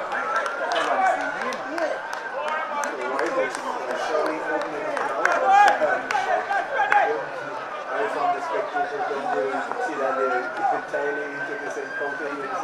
Actually going on to the Adams to what this one is short on the offside on this field.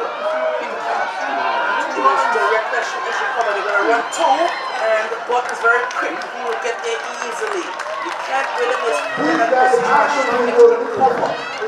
Wow. Very vital position. They did so and it cost them 2 runs.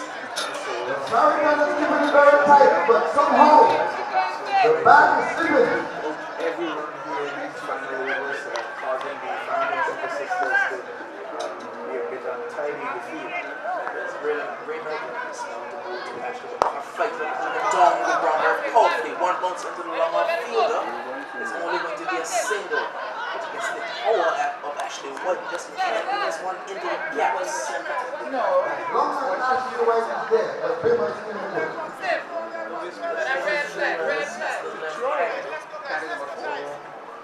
It's going to be a square leg, a short fine leg. I think those was the backward square. A short fine leg, a short mid wicket, a deep mid wicket, and a wide long off with a straightish long off, extra cover, a sweep on the offside, and a backward point as Harrison.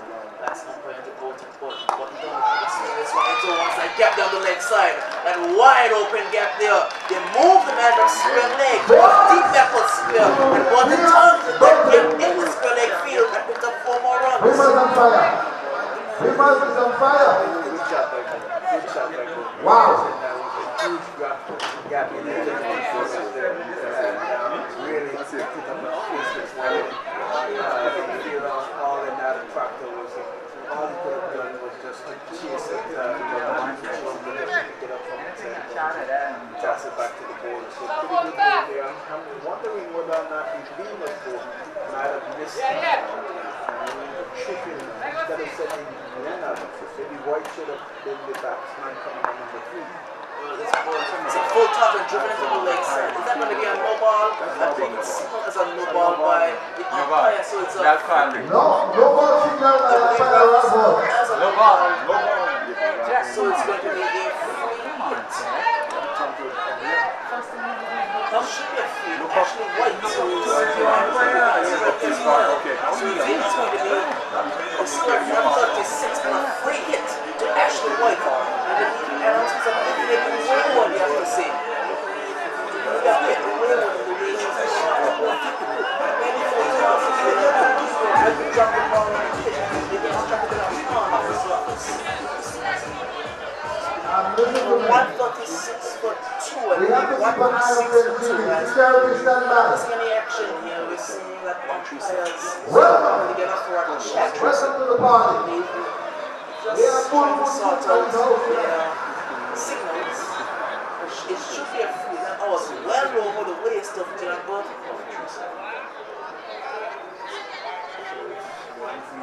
Free is coming up. Don't get confused. It's a free. It was a no ball. There's going to be a free hit to actually work as the field is switching over for the right hander. It's a very powerful man actually. Adams, the white. And we can't make any contact with that. It's a beautiful ball here. It's deflected up and turning a bit. And the white can make no contact, but they will run 2 byes, direct hit, but the white was well on his ground. He missed that one. That one was headed for Brody Corn. Excuse me, who's that guy running on the field now? They would only get to 150, 160 with 2 was left, and it's still there.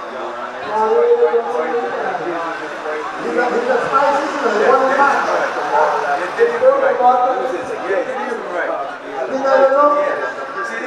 Get out the field. Umpire sitting back there. He went up with a red position. And raised the man.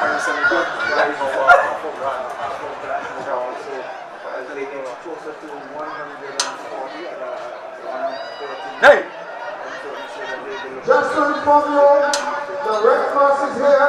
They are coming to you on the stands from 1 by 1. Sign up for the vaccine so we can open our economic right sometime soon.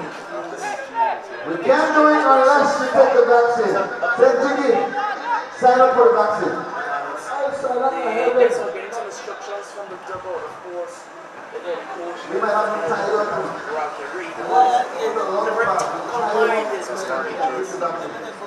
He thinks the game well as a manager. Just because his 2 batsmen.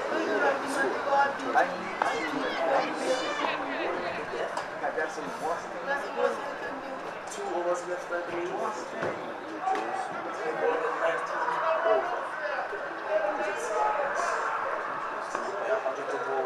What was looking to leave this one on the leg side. There's a gap in the field and Whoa! What's the save?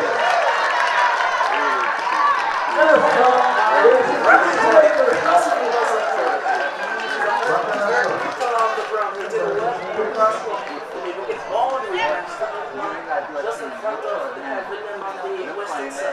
From the batsman and the 2 fielders going to be coordinating very well. I'm not talking for our hands on. That's his name, but he's even this one lifts up power as well.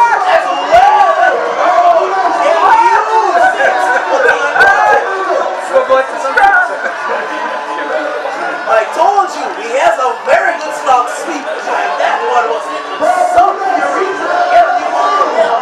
Because that one is coming back.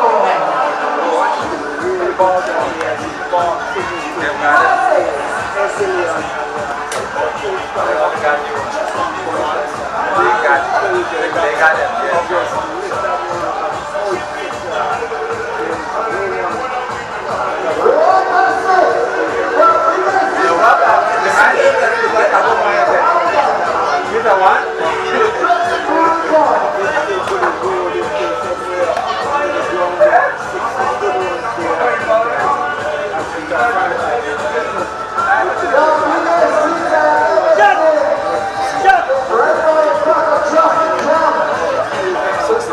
Traffic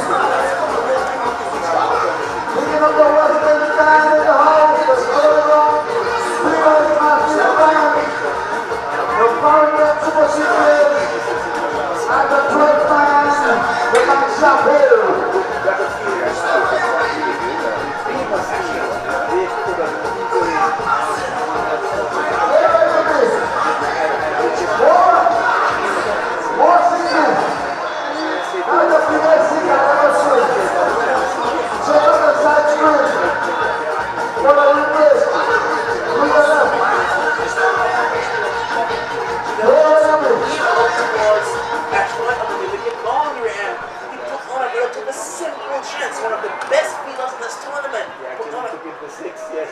He sent that one all the way for 6 and they almost defended it. Adams again now. The Dion Button. Button going again. Doesn't get all of it this time, and Adams comes in, takes a great penalty. No, he put it down. He ran all the way onto it, and he, at the very last second, he put it down. Adams again, one of the better hands in this Super Sixers side. Would have loved to hold on to that one there, because it was a prize wicket of Dion Button.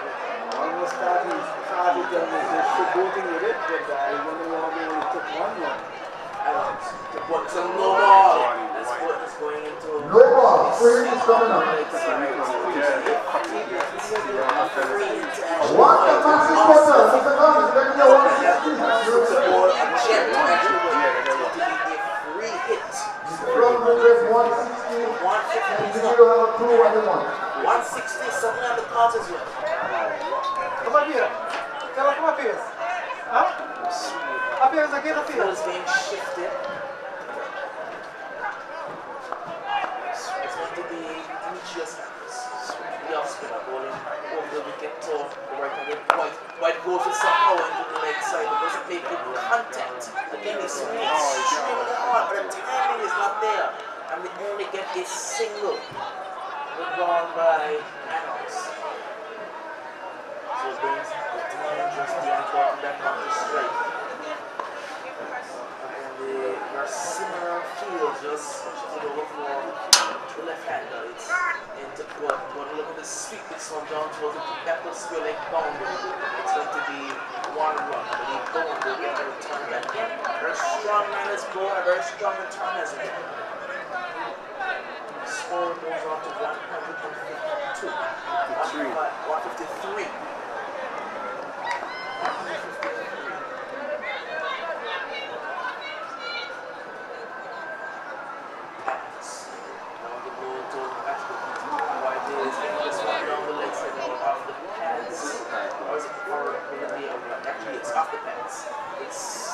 One leg by ran by 2 batsmen. So at the end of over number 19, the Beamers are 154 in the loss of 2 wickets. 154 for the last 2 as we heading to the final over of the Beamers innings.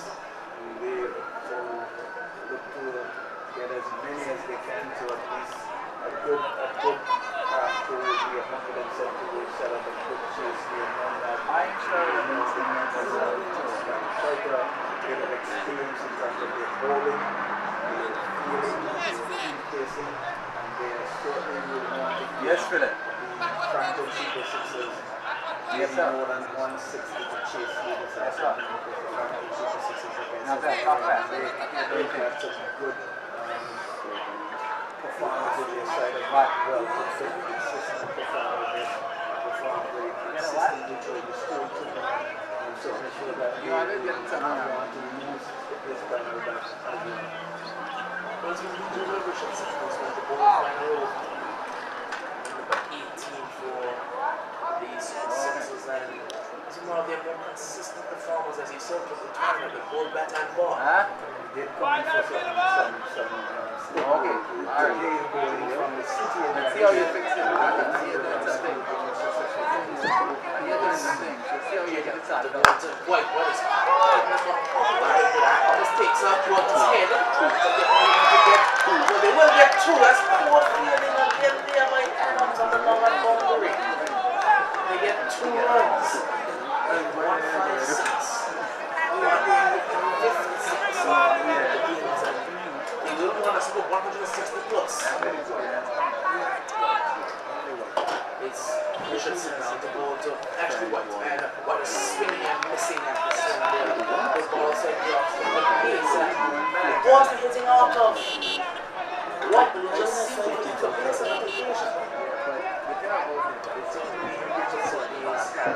Ball 2, given 2 runs. Almost so far for J.R. Richardson. But I think that the Beamers will want balls on straight, but Richardson to ball to White, and again White is swinging and missing, and maybe poor people thereby Williams stops because he would have wanted White to stay on strike rather than Dylan Burton because his eyes and he is swinging for the fences. Is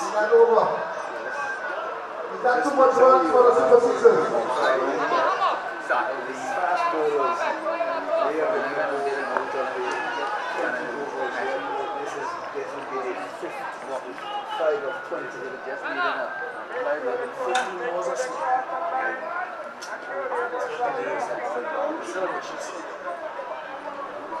That's good. Moving the wicket to the left-handed Dylan Burton, but that's away and Jones went to the offside. Here's a man on the cover ground, really close to his legs. That's a real look over there by Roberts. Gives up forwards and gives up the 160. That's the score they wanted to target. 160. That was just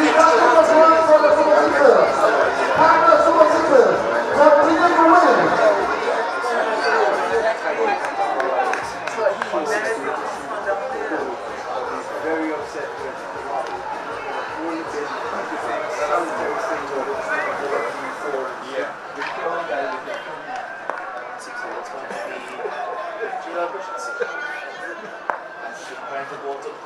this one comes off the edge and it's going to go all the way to the boundary. The ball! That ball came over the bails! Look at the pace of Jalen Richardson, my goodness! He took off the bails went flying, you see, the ball came off so hard, it's going to be edged it, but the pace of Richardson took off all the way to the boundary, off the bails, what a ball by Jalen Richardson.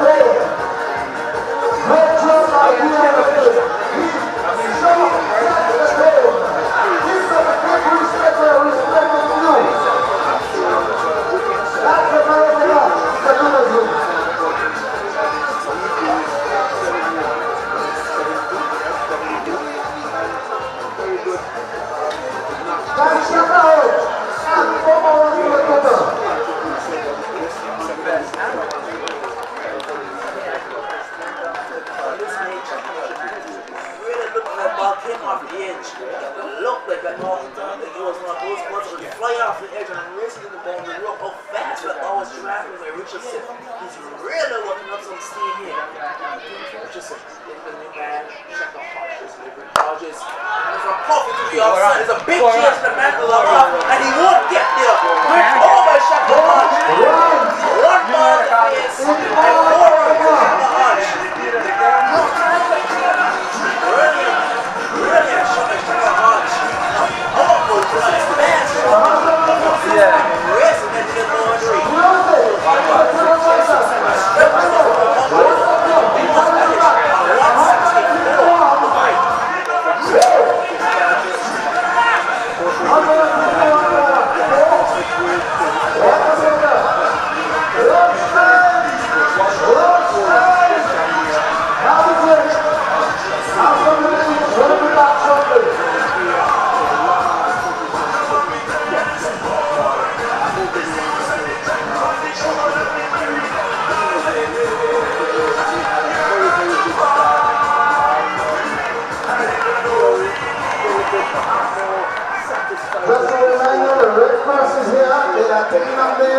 Stand up for the vaccine. It's a whole chance to open up to the world. I'm telling you, there's a lot of things out there. The only way you can have a chance, you have to get the vaccine. Please sign up for the staff. Get the vaccine. Let's get Anguilla, #1 country in the world. Small but big impact. Let's get the vaccine and be an example to fight this virus. Thank you.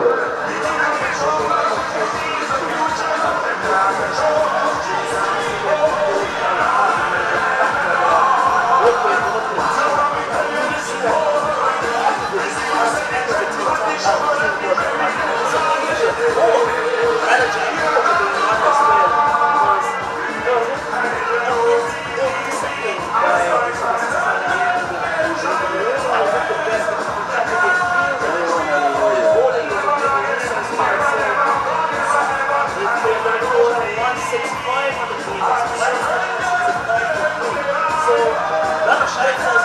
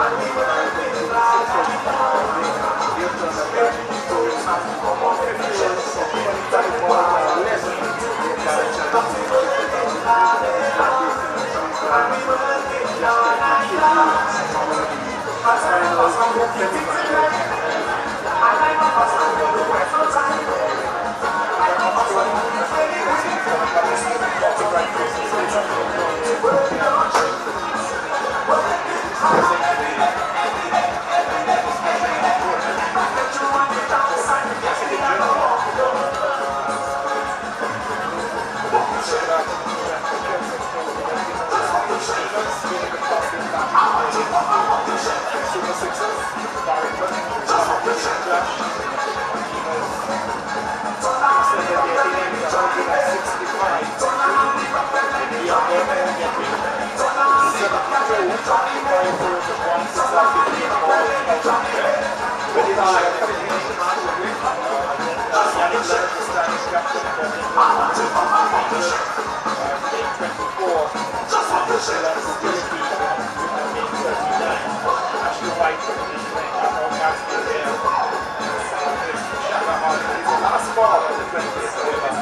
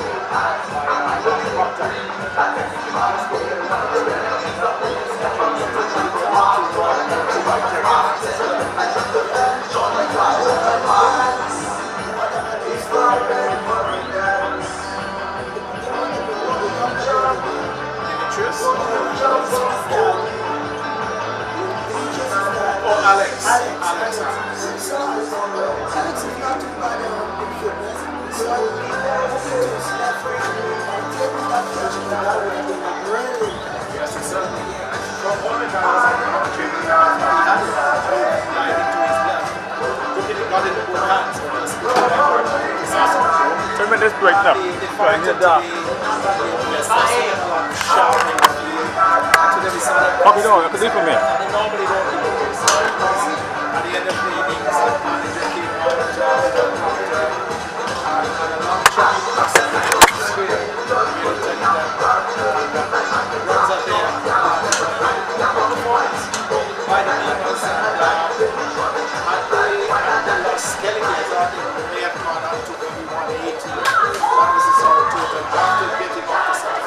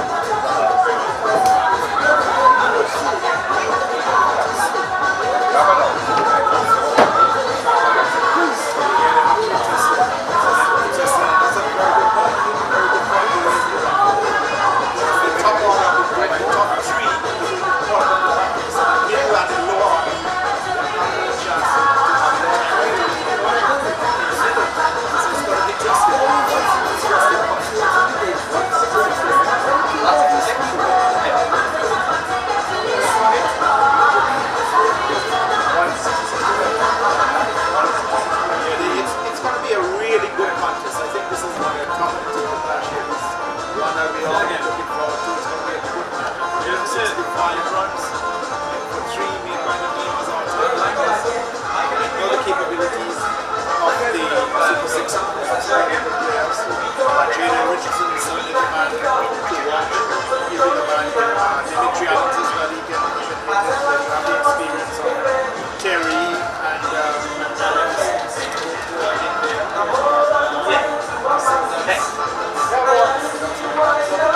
Really trustworthy. Son, I should say, is now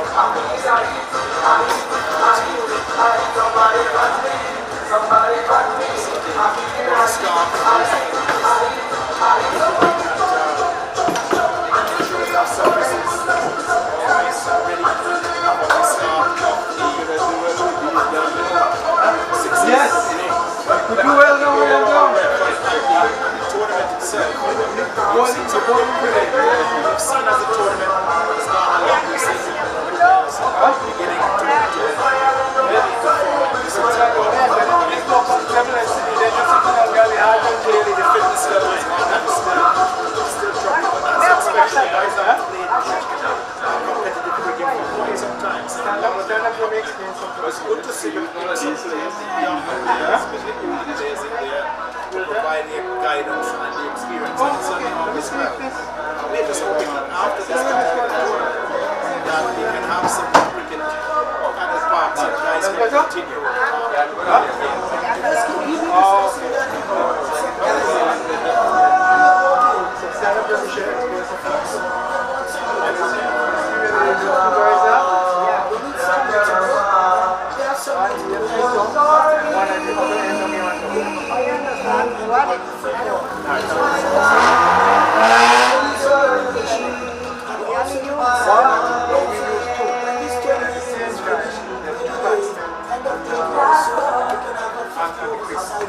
But it's all sports that we have the Ashley good events today. That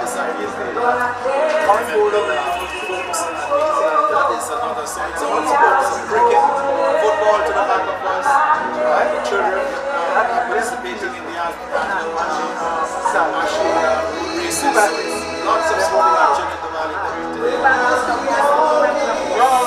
Just one and each, one by that.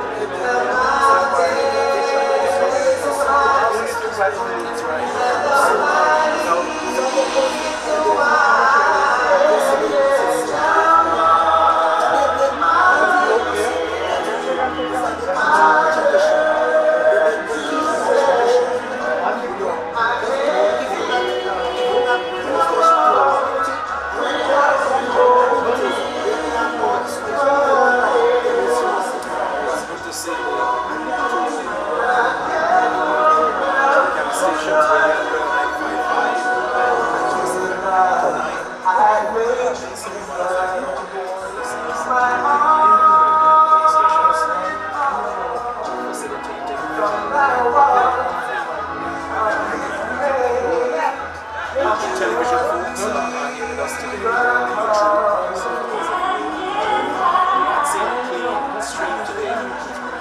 Lights, Light is probably covering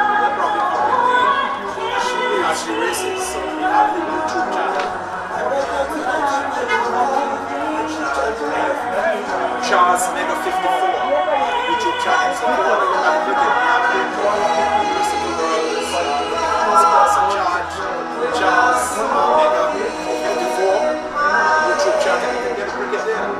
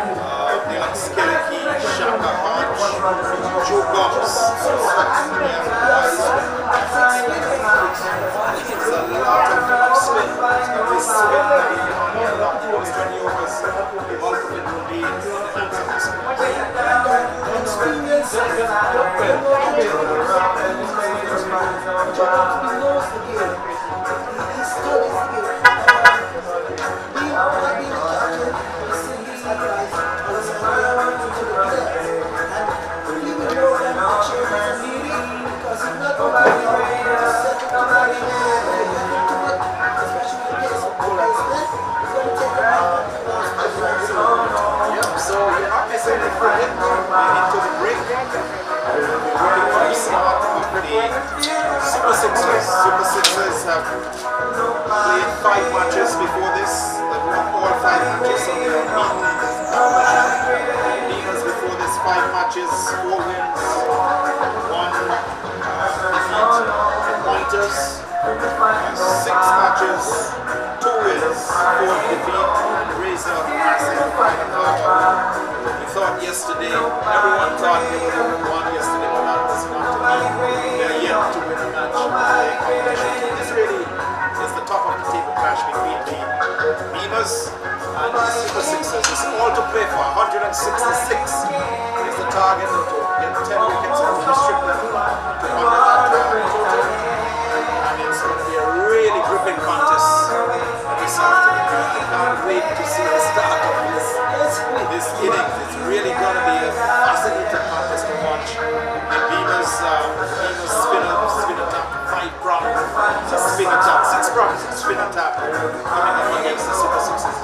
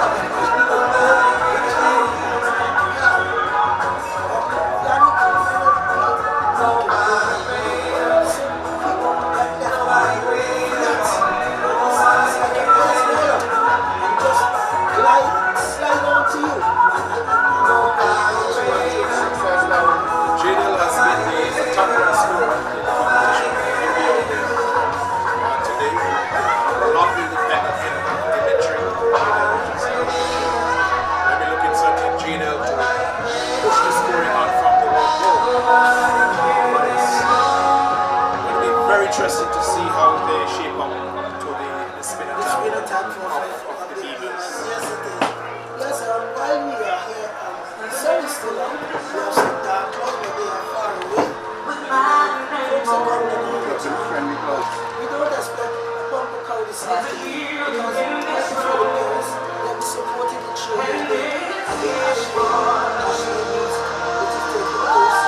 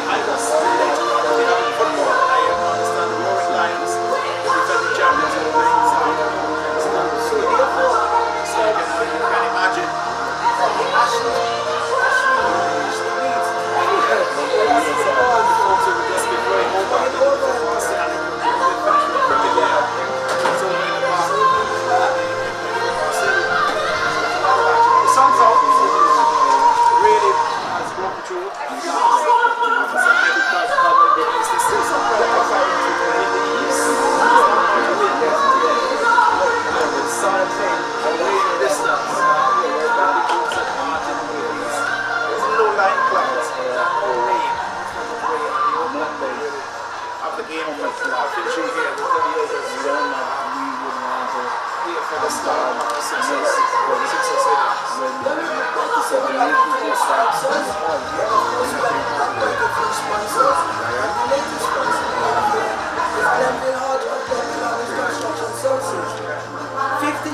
to many batsmen scoring 50 runs from 25 balls or less.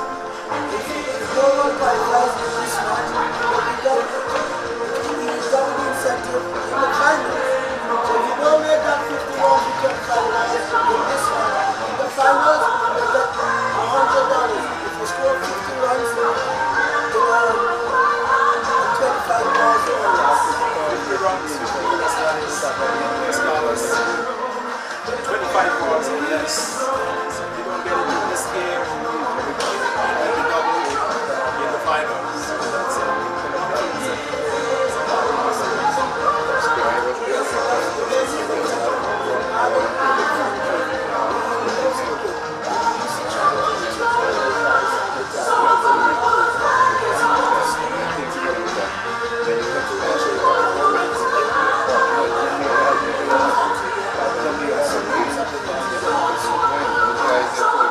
See the left arm spin getting better, and Wasilitos the left arm spin, Skeleton Shaka March, Gomez. Tell you that's something that got Ashley White.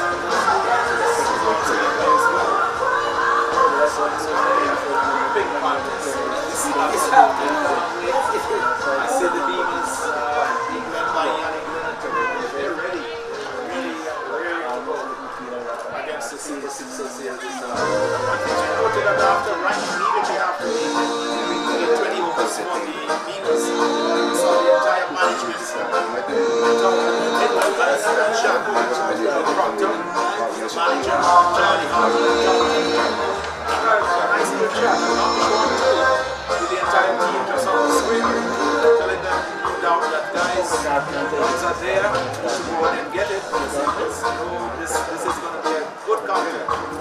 It's the one that we're looking forward to for a long time. We wanted this clash on top of the table between the Beavers and the Sixers. And we're hoping that it will live up to the billing.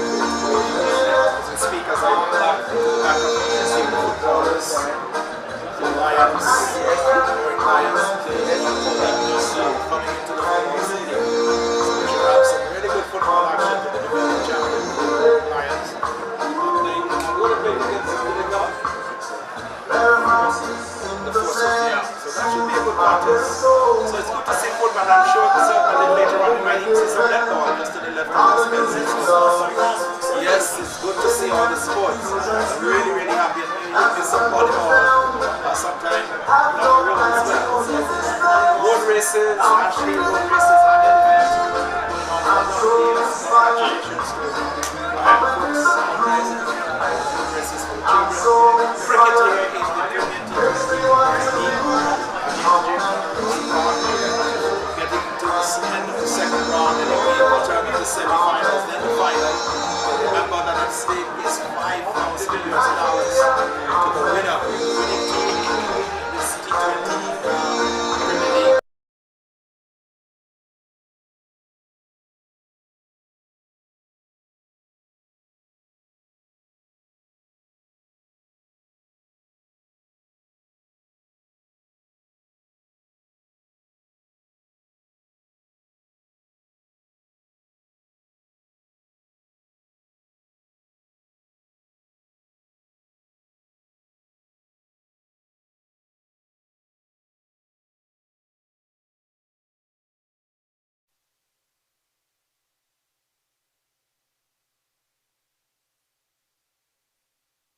Kennedy 27.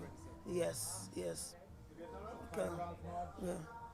Looking around for his partner, Webster.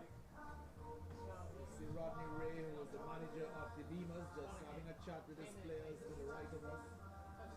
The Beamers players all gathering together and circling a little huddle. They're ready.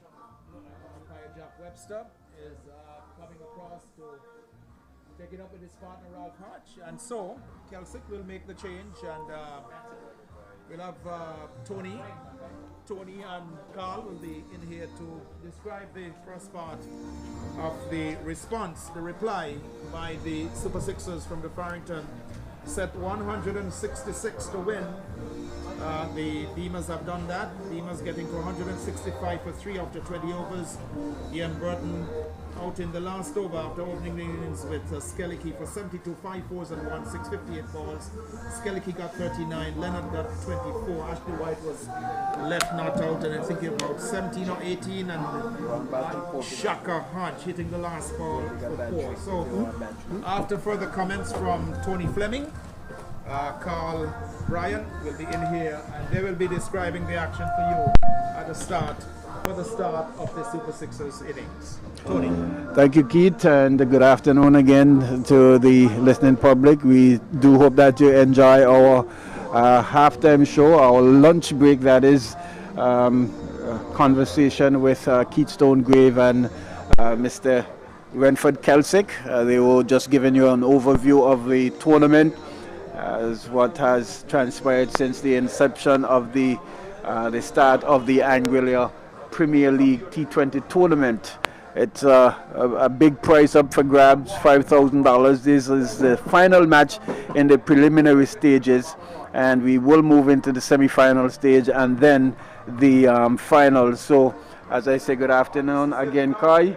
It's the start of the chase of what is going to be an exciting match, as we can probably see here this afternoon. We do know that a noticeable absence for the Beamers is their captain, Will Richardson. I think he may be injured, so I believe in his absence, I think Dylan Skellicky is leading the team. I'm not certain, but I believe it will be Skellicky who's leading the Beamers today. And we're looking at the opening partnership for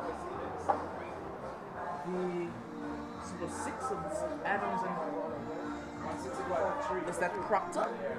Is that the Proctor opening the batting? It certainly looked like Daniel Proctor.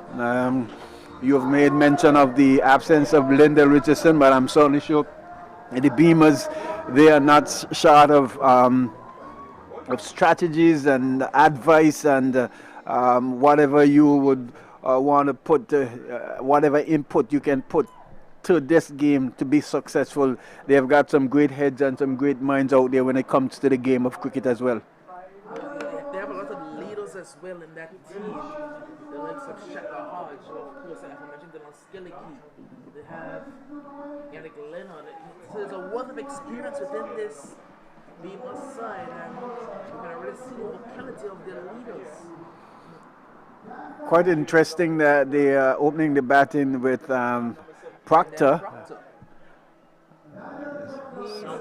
think they use him as a pinch hitter because he's a very powerful man. So they want him to go there and maybe play a small right top of road, just go there for the first and almost swing away. So we can see the Farrington Super Sixers. They are also on the thinking end of things too, trying its best as to strategize how to really chase down this 165, 166 for victory. And so they have adjusted their starting lineup, and it's going to be spin coming from the commentary end with Shaka Hodge. He will be opening the bowling, and they are starting off with spin, the Beamers. Yes, so it's going to be Shaka Hodge. Right off ice, a very experienced campaigner as well, Sean Hodge. They have one small, very short cover, a deep cover, and a long off the extra cover and a backward point. Hodge. So scoreboard, if you're listening to us, you can adjust your scoreboard there. It's 165, and so you'll have to adjust your scoreboard. Hodge now into ball to pushing this one to the offside, and they will get a run off the first ball. So Adams is on one, the score is on one. 166 to win. So scoreboard, if you're listening to us, is 166 to win and not 165. You can make the necessary adjustments, please. Thank you. And it's going to be a change in the field being made to the very strong Daniel Proctor. They have a long on and a long on back.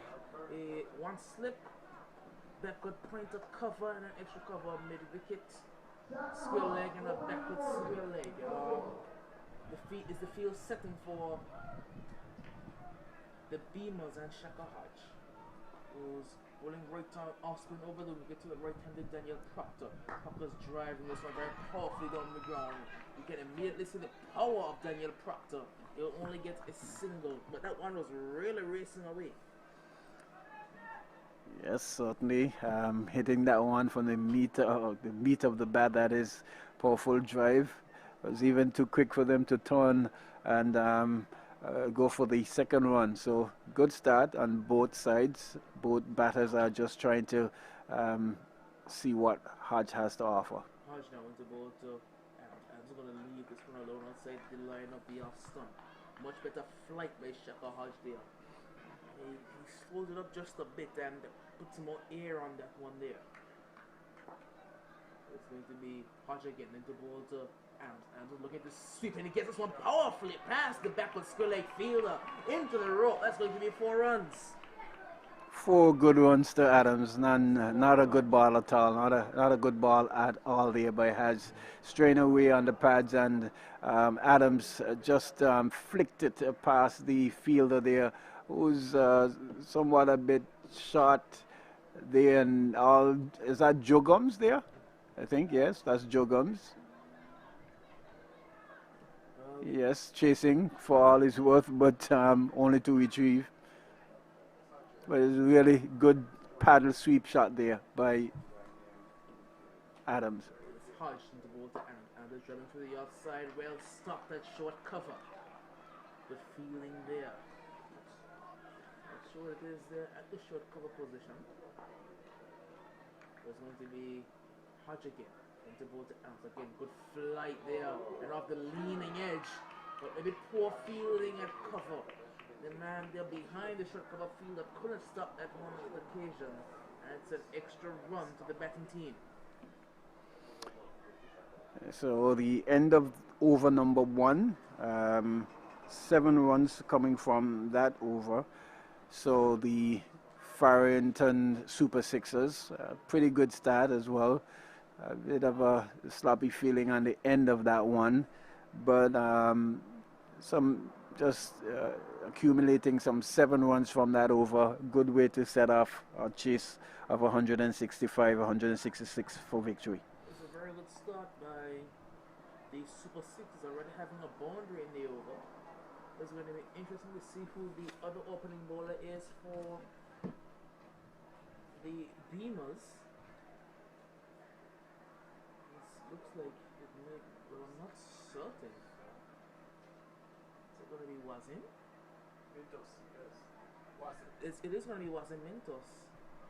So, swing from both ends, and what Wazim has brought to this Beamer side is he's another left-arm spinner, so they can vary their attack more. They have a vast amount of right-arm off spinners, of course.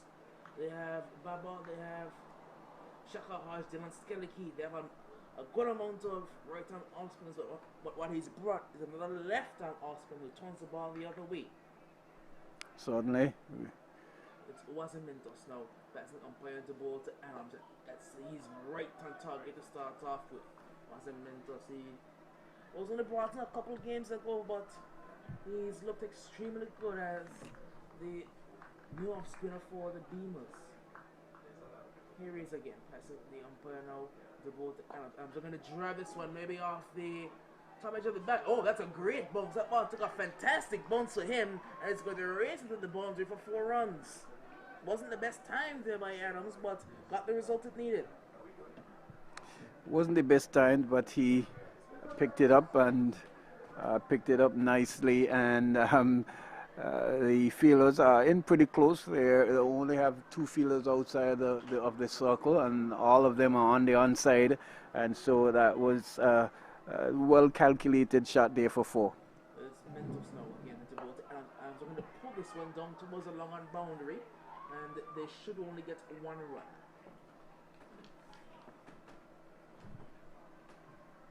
So the interesting battle is going to be Mentos to the right-hander, because his natural turn of the ball will take it away from the right-handed batsman. So that should be a very interesting battle.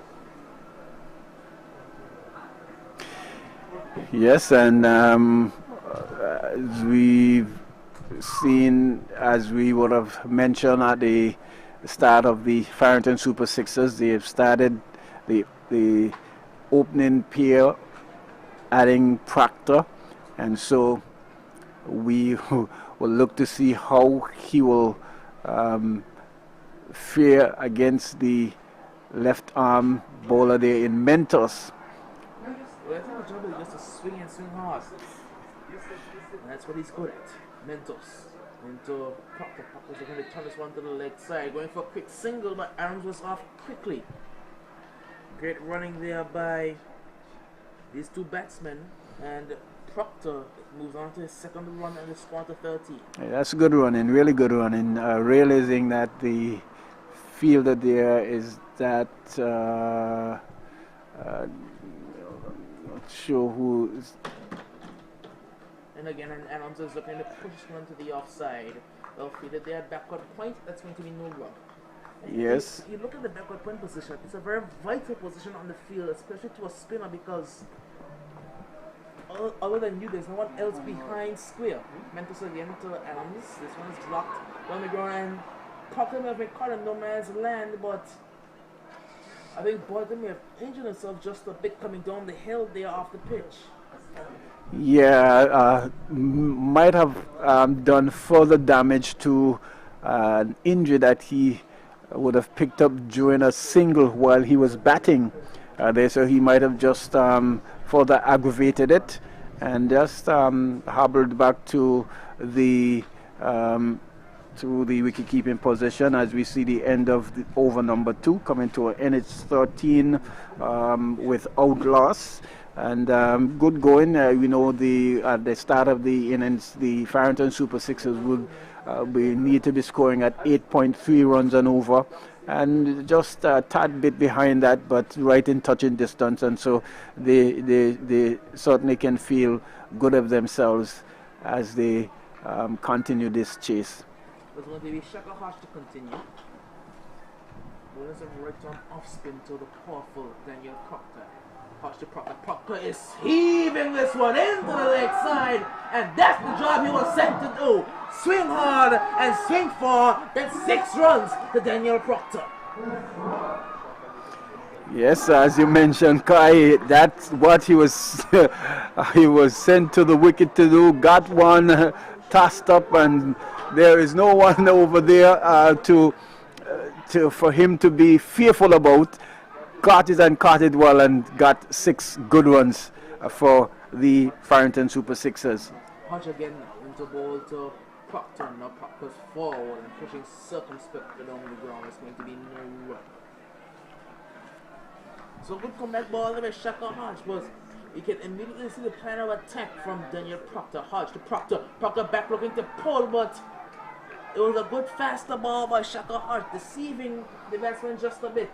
Yes, wondering if he was getting carried away there again, but good comeback there from Hodge as he is making some adjustments in the field now. Well, if you're interested in the regional side of things, it's the West Indies, who are currently 129 for 2, chasing 275 for victory. As it's Hodge to Proctor and bowled him. No, he's not out.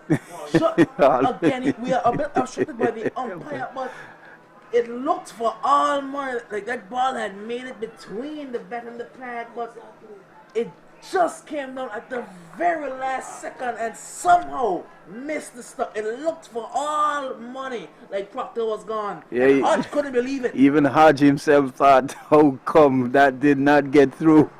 But Proctor lives the fight, and as we see Hodge again. Shaka Hodge again into bowl to Proctor. Proctor's heaving this one down the one is gone. ground and up and over the middle fielder. They just brought it up from the long off position, and the ball is going to go down to that area. That's 4 more runs for Daniel Proctor.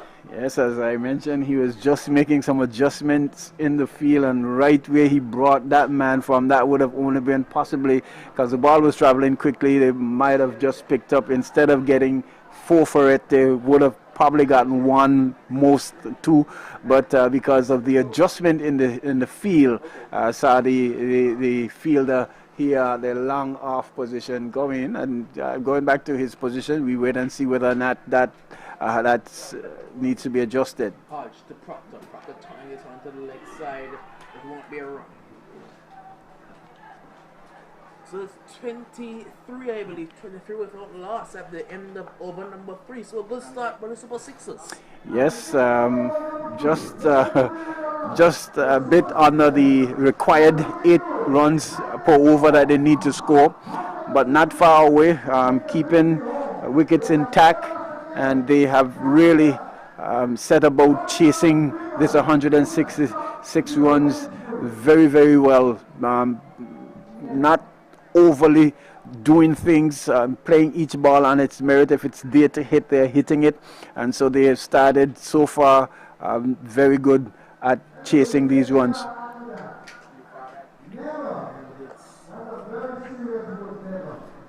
It wasn't a team, but the batsman is just giving a shoe tie from his teammate who's come onto the field, maybe bringing a change of pants or a change of shoes. Yeah, you made mention to the West Indies chasing 274. I think that was made by the Sri Lankans. I think they probably would have scored maybe 50 runs too much, too many, because they had them very, very well at one point, and I hesitated to think that whether or not the Sri Lankans would have gotten to 250. They've surpassed that for the same 6 wickets. So good comeback, you could say, by the Sri Lankans. I'm certainly sure that the West Indies themselves, they are not going to look to say, well, we have already won the series, so if we lose one, that's anything. So they will be probably putting up a good chase at those runs as well.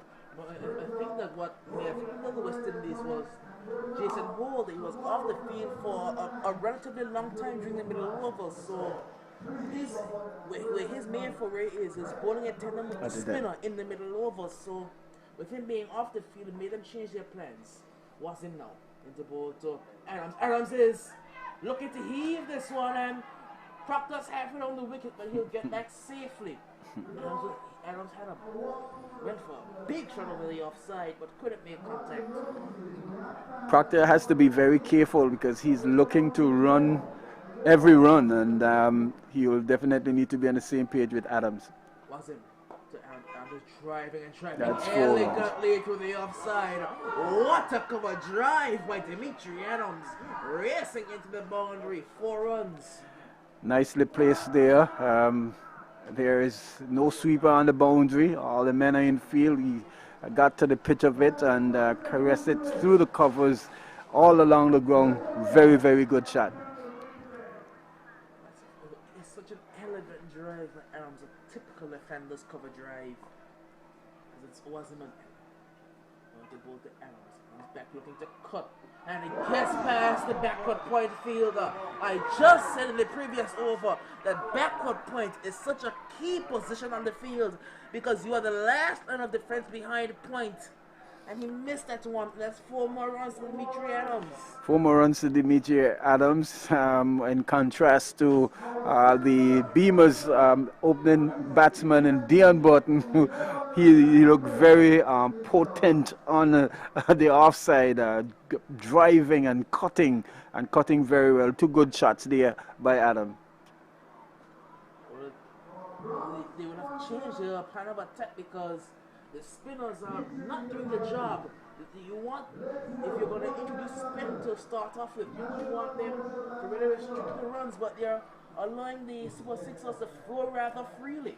Well, I think their lineup is very heavily supported by spin bowling, that is. And so, as we can see some adjustments and talking there by the captain there in Leonard. They have now put a super in on the offside. So, was him. Also a man sitting on the left side as well. Was him. Adams is stepping away from this one there. He's wanting a bit more time. Dimitri Adams. No taps away at the crease as it was him. Now into ball to Adams. And I'm just pushing it to the offside. A good quick single. Good signal they're taken by Dimitri Adams, and he moves into the 20s. He gets on to 20, and the score's at 32 now. 40. How much Dimitri have? Dimitri have 20 and 19. 20. Good. Well, it's going to be Watson to the right hander again. The backload I wanted to see wasn't the left arm off spinner. We'll be bowling to the right-handed Daniel Proctor. Watson passing umpire now to ball to Proctor. And Proctor is wrapped on the pass and he's given out.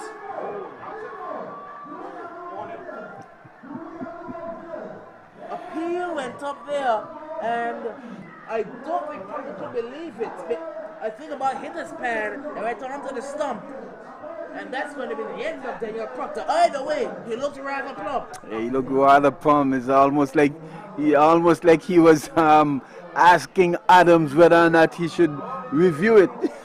But is that umpire Hodge down there at the city and had no hesitation at all as to raise that dreaded finger, and Hodge goes after brief cameo at the wicket, was only scoring 12, and so Farrington Super Sixers have been setbacks somewhat, but they've got a good start still, and they bat very deep as well. It's not like the Razor Massive or the Blowing Pointers.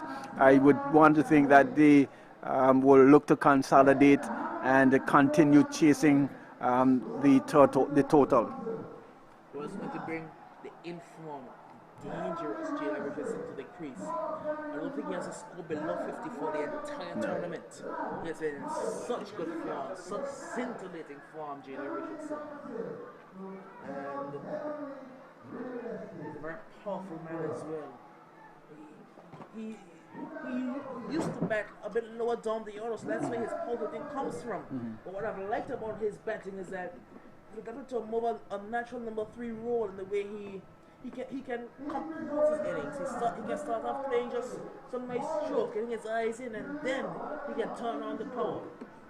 Yes, because he knows he has that authority and the skill to switch it when it needs to be switched. Well, it's going to be Watson.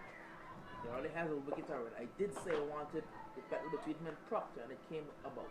Watson with a full toss to start off with Richardson. So it gets into the gap there. Oh, well, that's great timing by Richardson. He didn't even follow through with the shot. Just a bit of a short-arm jab through the leg side, and all the way for 4 for Jalen Richardson. Beautifully played there by JL, getting at the one and playing it on the onside there.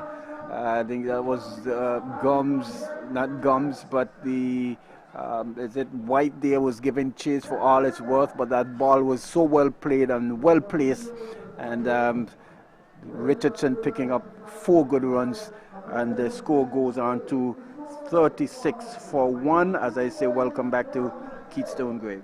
Tony, 36-1. Man going there, Danny Proctor. Caught at the wicket. How many Danny got? 12. 12. So Daniel Proctor, the man out for 12. 32 for 1 after 36 for 1 after 4 overs. Jadel Richardson is on 4 within Dimitri Adams. How many Dimitri has?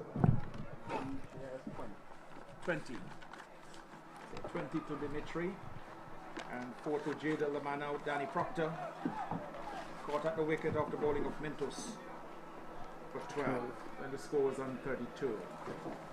So we say good afternoon to George Kentish, and Again, we're certainly in for quite a contest here. yes, and the Beamers, they started out their innings quite rapidly, and in response, the Farrington Super Sixers are now 32 for 1 in the course of the 4th over, and a much slower scoring rate. So the captain, Yannick Leonard, the left-arm spinner, will pick it up from the commentary box end. Over number 5, 36 for 1. 22 Dimitri Adams. He's on strike as Leonard goes in. Over the wicket, Dimitri comes and tucks this one into the onside and scampers through very quickly for the first run. Jadel wants a second, but it's not there. So 21 now to Dimitri Adams. 37 is the score. 37 for 1. This is the start of the 5th over. It's been bowled by Yannick Leonard from this the commentary box here. Yannick good bowling now to Jadel. First delivery clipped it through the onside after bowling of Mintus for 4. Big scar from umpire Jack Webster. Yannick Leonard coming now, no doubt to the right-hander between the umpire and the stumps. Bowling through a slip, a backward point, a cover, extra cover mid-off. Wide mid-on of a straightish mid-wicket. It goes in between the umpire and the stump. Around the wicket shot, outside the off-stump, comes off the outside edge. This is Gorway to the wide third-man boundary for 4 runs. Short outside the off-stump, loosener really. And Jadel Richardson going back and attempting to crack it through the point region. Got it off the outer portion of the bat. And it raced down to the third-man boundary for 4. He goes to 8. And it's now 41. Comparatively speaking, after 4 overs, after 4 overs, They were none for 41. they were none for 41. So it's Yannick Leonard. The sun is out in all its glory, quite warm now. Warm afternoon here. The sun just coming into our boxes. Yannick goes in now and bowls to Jadel, comes onto the front foot, eases this one into the onside, and there is no run. Yannick Leonard, captain the side here, calls Lyndall Richardson. The regular captain is injured. He got 24 when he batted. 72 to Burton, 39 to Skellicky. 165 for 3 made by the Beamers after 20 overs. So the Farrington Super Sixers need to get 166 if they are to win. Here is Yannick Leonard. He goes in now, bows to the batsman, Jadel Richardson. Back on the scale. Another race away for 4 runs. Mentos stops it in front, just inside. I thought for a moment it had gone over the rope, but it got 3 runs. 44 it is now. 44 for 1. Richardson just clipping that nicely. Down the back of the square. Long run for the man from square leg into the back of the square boundary. It's like, was that Mentos or White? I thought that was White. Yes, it was. So the field just been changed around a bit to accommodate the left-hander. So left-hander to left-hander. Yannick goes over the wicket now to the left-hander. Dimitri Adams, who pushes the ball in front of him on the offside. The keeper Burton comes from behind the stump to pick it up. So a slip, short backward square, man on the deep mid-wicket boundary. Mid-on. As he goes in, bowls his good delivery, and Dimitri comes defensively into the front foot, pushes the ball into the outside field. It's the end of over number 5. At the end of 5, the Sixers going at 166 for victory. They are 44 for 1. Dimitri has 21, and Jadel has 8. Right. And at the same time, the Beamers, at the end of their 5th over, they were none for 52. So 8 runs difference, scoring slightly faster than the Farrington Super Sixers at the moment. So Shaka Hodge And one. Gone to the far end. He started out at the northern end, but he's been switched to the southern end of the ground. He's been bowling to a slipper backward point. There's a cover, short extra cover, long off, long on, straightish mid on, mid wicket in the orthodox position, and a backward square. Surely. Now we see the mid wicket to Joe Gum just being adjusted a bit. Shaka it is. Over the wicket. Into Jadel, who swings, and this one is given out. He's gone. Jadel is gone. LBW swinging right across what appeared to be a straight delivery from Shaka Hodge, and a judge out. LBW playing right across, and immediately we could see Jadel trying to get his leg out of the way by indicating to the umpire that he was struck outside, but he was struck in front as a judge by the umpire, and the Beamers get the vital wicket of Jadel Richardson. LBW of the bowling of Shaka Hodge for 8. The Farrington are now 44 for 2 in over number 6. And this now places the game in a very interesting position with one of the leading run scorers in the competition, and particularly who has scored very heavily for the Farrington Super Sixers, Jaden Richardson, going for 11. LBW bowls Shaka Hodge. So 11-2, Jaden the man out. Looking to hoist Shaka Hodge into the mid-wicket, played all over around the delivery, was struck on the pad. The appeal went up to umpire Ralph Hodge, and umpire Hodge answering in the affirmative. Jada Risson caught playing around a straightish delivery from Shaka, missed it, struck on the pad, and the appeal upheld by umpire Ralph Hodge. So 44 it is for 2. The Super Sixers going at 166 against the Beamers in this top of the table clash, and we are in over number 6. So that's the second. So the new man is, who is the new batsman? I'm just trying to pick it up here. The new man is Yusuf Hodge. Yeah, so Yusuf Hodge. Yusuf Hodge is the new man. Comes in with a fall of Jada Richardson going for 11 of the bowling, LBW of the bowling of Shaka Hodge in over number 6, 44 for 2. So Shaka Hodge making some adjustments to the field for the new batter.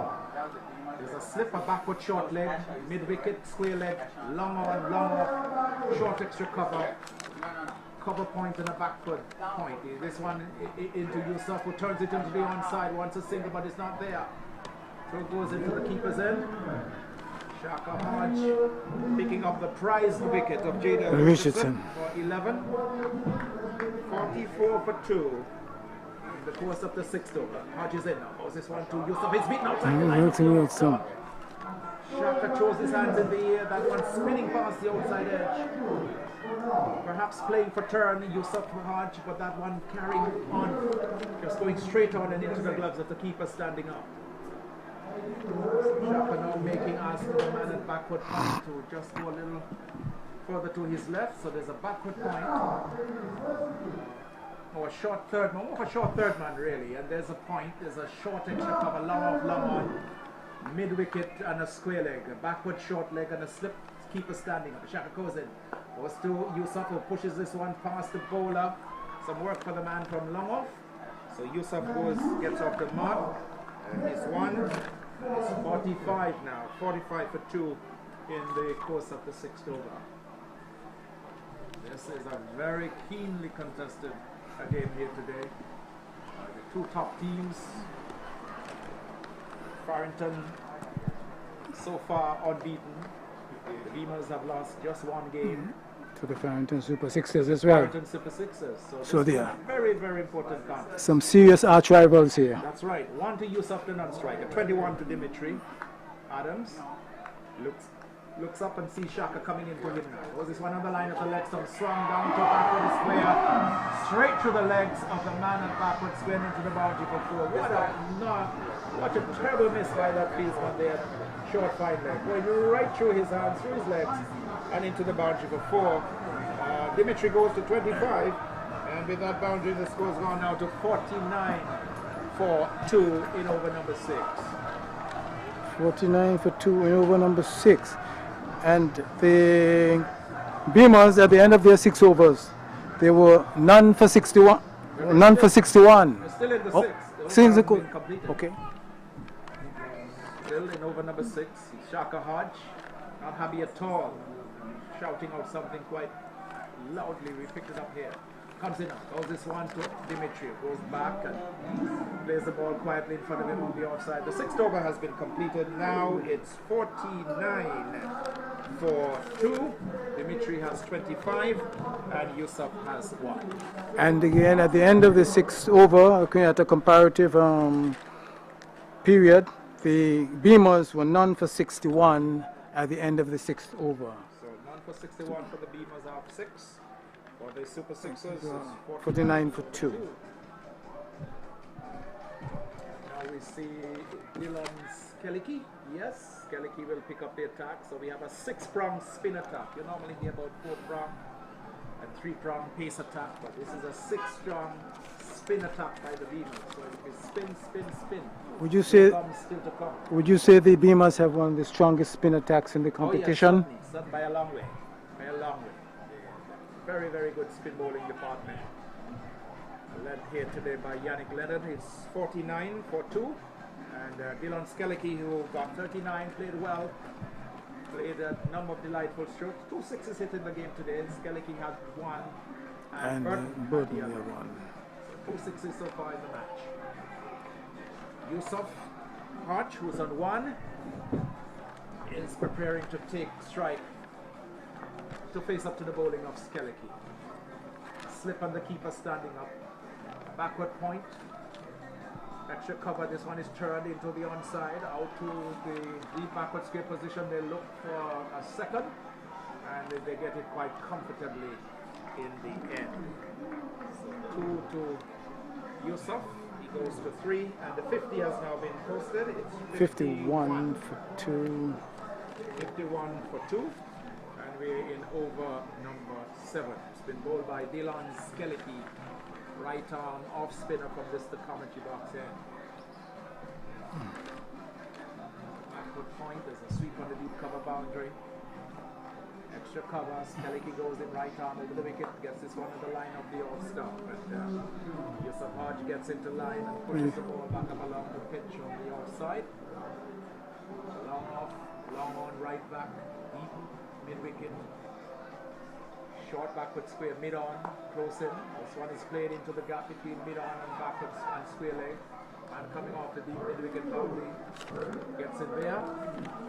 So Yusuf gets another run, he goes to 4. And it's now 53 for 2. Dimitri Adams, who has 25, started with Daniel Proctor, who was out for 12. Up the bowling of Mintus when the score was on 32. Richardson, the other man out. LBW up the bowling of Shaka Hodge was 49 for 2. Dylan Skellicky. Around the wicket will be left-handed Dimitri Adams, who retakes his guard from umpire Jack Webster. Umpire Ralph Hodge not going across the square because of the sun. He's standing at point. Skellicky goes in around the wicket now to Dimitri Adams. This one is carried up on the line of the leg stump. Goes past the pad and a wide signal by the umpire. 54 it is now for 2. Skellicky just drifting down the onside. Raise once more. Over number 7. Skellicky goes in once more. Goes to Dimitri, gets one on the line of the off stump. And it comes defensively forward. There is no run. And posted on the deep backward square boundary, right back on the fence, on the rope. Mid-wicket right back on the rope. Skellicky goes in now. Goes to Dimitri, goes back and tucks this one into the onside. Man races off the mid-wicket boundary. Rifles the return into the keeper. But one more to Dimitri. He's 26 now, and it's 55 for 2. Yusuf Hodge, who has 4, comes back into strike. He's the right-hander. Skellicky just asking the man to go to the final backward point. 54. 54 it is as he goes in now and goes to top this one in the air. Just wide of the man at mid-on. Not struck as well as he would have liked. 55 it is now at the end of over number 7. 55 for 2. 5 to Yusuf Hodge and 26 to Dimitri Adams. Not a bad over there, Keith, from the bowler there, Skellicky. Pretty tidy over in terms of the state of the game, and really the Farrington Super Sixers, their scoring rate has dropped quite a bit at this stage, 55. 2 after 7. 55. So the veteran, evergreen, Joseph Gums is being introduced. Baba, this is what they call around here in Villa. Well, at the end, Veteran coming into play. at the end of the 7th over, the Beamers were none for 67. Comparatively. So the evergreen, Joe Gums, comes into the attack from the far end of the ground, southern end. With the Beamers set with the Farrington Super Sixers set 166 for victory. 55. 7 overs there, 55 for 2. As Joe Gums comes into the attack from the far end. He'll be coming past the umpire Ralph Hodge, and he'll be bowling to Yusuf Hodge, who goes back and pushes this one out into the offside and diving with a ball play by Shaka Hodge. Throwing himself full stretch to his right. In a short extra cover. Moving to that mid-off position that was open. Diving full stretch and preventing a run. 55 for 2. Joe Gums' right arm over the wicket, outside the off stump. This one is hit high in the air, but there's a man in the sweep-up position. And one more to Yusuf. He goes for 6. And it's 56 now for 2. Just a little loose on that occasion, outside the off stump, and the batsman went back, trying to force it. Got it out into the deep cover boundary, got himself a run. So Yusuf is 6. Dimitri Adams is 26. 56 for 2. In this, the start of over number 8. Joe Gums is asking the man to come at square leg. Forward of square leg going into mid-wicket. There's a man up to the deep square leg boundary, deep mid-wicket, long on, cover, extra cover, and a backward point. The keeper standing up. Joe Gums is very meticulous about his field placing. The man in that mid-wicket, deep square leg, and this one is carried up, and Dimitri comes onto the front foot. There's the ball back up along the pitch to Joe Gums, and there is no run. Dimitri 26, 6 to Yusuf, 56 for 2. Over number 8 being bowled by Joe Gums from the far end. Southern end of the ground.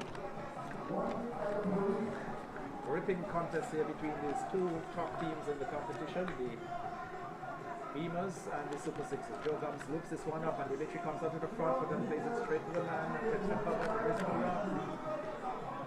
All the skill and guile of this wily veteran Anguilla, a player. He's played many a Leeward Islands championship games. As he comes in now and goes to Dimitri. Dimitri drives this one nicely, out to long on, gets himself a run. Coming in quickly, not quick enough to prevent the run. Dimitri goes to 27, and it's 57 for 2 at the end of over number 8. 57 for 2 at over number 8. And when we look at the Beamers were, oh, not quite. That over is not yet quite finished, Keith. At the end of the 8th over, the Beamers had lost their first wicket. They were 88. At the end of the 8th over, they were 1 for 70. So Joe Gums will continue. Bobby will finish it. Comes in now. Goes to Yusuf, goes back, and almost chops this one into the stumps. Much too close for that cut. Not taken cleanly by the keeper. That one was going back looking to force it through the offside field, but he just missed that off stop. So the end of over number 8 has been completed now. Yes. Ahead of ourselves. 57 it is. 57 for 2, and then the Beamers were 1 for 70. 15 runs difference at this stage of the competition. So far, the Beamers are trying to keep it very tight. They're spinners. Skellicky will continue now. Over number 9, 57 for 2, 27 to Adams, 6 to Hodge. Adams is on strike. third man, cover, extra cover as he goes in now. Skellicky does, brings Dimitri onto the front foot. Into the offside field, there is no run. Sweep on the deep cover boundary, long off.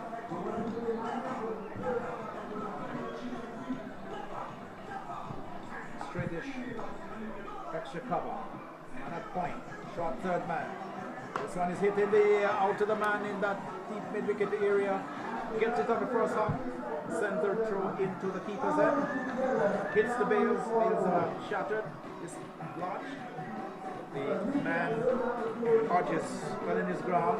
One more to Dimitri. He goes to 28. And it's 58 now for 2.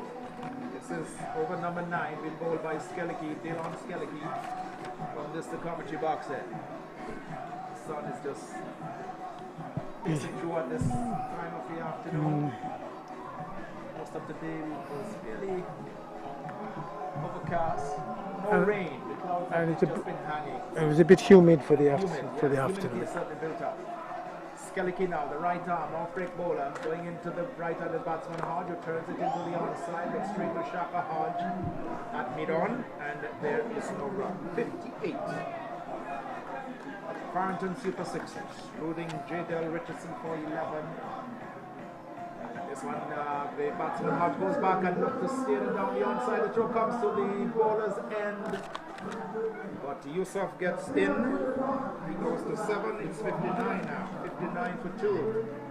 And Dimitri, who was 28, the left-handed batsman, comes back into strike. Change of line of attack for Skellicky, bowling now around the wicket to the left-hander. It goes in, goes to Dimitri, clips this one into the onside. Joe Gums fumbles. Not often he does that. Allows Dimitri to get his 29th run. The 60th run for the Super Sixers. We're hearing the football anthem to the back of us, coming through our microphones, no doubt. 60 it is for 2. 60 is for 2. 9th over. At the end, 29 now to Dimitri, and Yusuf has 7. This one is carried up outside. The off-stump is beaten all, hence the bail. The keeper takes off the bails, but he's firmly grounded. 9 overs completed after 9. 60 for 2. We'll hear some of the comments from George. So, and then we'll have Carl so far in here for the next. At the end, the Beamers and batting first. At the end of the 9th over, they were 1 for 76, a difference of 16 runs there. So far, the Beamers have, their spinners in particular, been doing a fairly good, decent job of restricting the scoring rate of the Farrington Super Sixers. Yes, the spinners, they've done a good job of pegging back the run rate, because it was starting to maybe get a bit out of control in the first couple of overs, but they've done a good job, especially with Gums and Skellicky. They've done extremely good pulling back the run rate. It's Gums again. Ball to Ant. I'm looking to cut this one. It cuts it powerfully through the point region, all the way to the boundary for 4. A bit too much width on offer. Adams got low and cut that with some force all the way to the point boundary. That's 4 runs. That's an excellent shot, square shot there by Adams, square on the offside, and his timing has been really superb this afternoon throughout his innings so far. Gums to Adams looking for a quick single. They will get it easily. And an overthrow. That's a bit of a waste by Burton. There was no need to take the throw on that occasion. And that's going to be an extra run. So 66, I believe the score is? 66, correct. For 2 in the course of the 10th over, is it? Yes, this is the 10th over being bowled. And it's going to be Joe Gums, the wily old veteran. Bowling a right arm off spin off the wicket to the left-handed Dimitri Adams. This delivery Adams is looking to drive this one. Gets past for extra cover, and they will get a run down to the long off boundary. 67 now the score. 67 for loss of 2 wickets. And they're one of the men said that was a dangerous J.L. Richardson. his first score of below 50 for the tournament. And the Beamers ought to be feeling pretty satisfied with the dismissal of Jaden Richardson at this stage of the game. At that stage of the game. Well, Hodges pushes one to the offside. He won't get a run. Will the man Yusuf Hodge. As Joe Gums again, the man batter. Right on over the wicket, and it's going to be a dead ball. Yep. So we're into the 10th over now, and after this over should be drinks. We can see the drinks cards are getting themselves sit up and prepared. This is Joe Gums into ball to Yusuf Hodge. Hodge is chipping this one and chipping it straight to short mid wicket. A rather tame dismissal there. A poor shot by Yusuf Hodge when you look at the grand scheme of things, because he just chipped it. A relative chip and catching practice for the man at short mid wicket. There again, this is the pressure being brought to bear on the batting of the Farrington Super Sixers by the spinners of the Stoney Beamers. And there we see it then, Joe Gums using all of his experience to get another wicket there for the Stoney Beamers. 67 for 3 in the course of the 10th over, and at this stage we had the Farrington Super Sixers, the Beamers, at the end of their 10th over, they were 1 for 80. So they're running behind the scoring rate of the Stoney Beamers at this stage. They're chasing 100 and 66 for victory. You wouldn't want to have so many wickets down at such an early stage.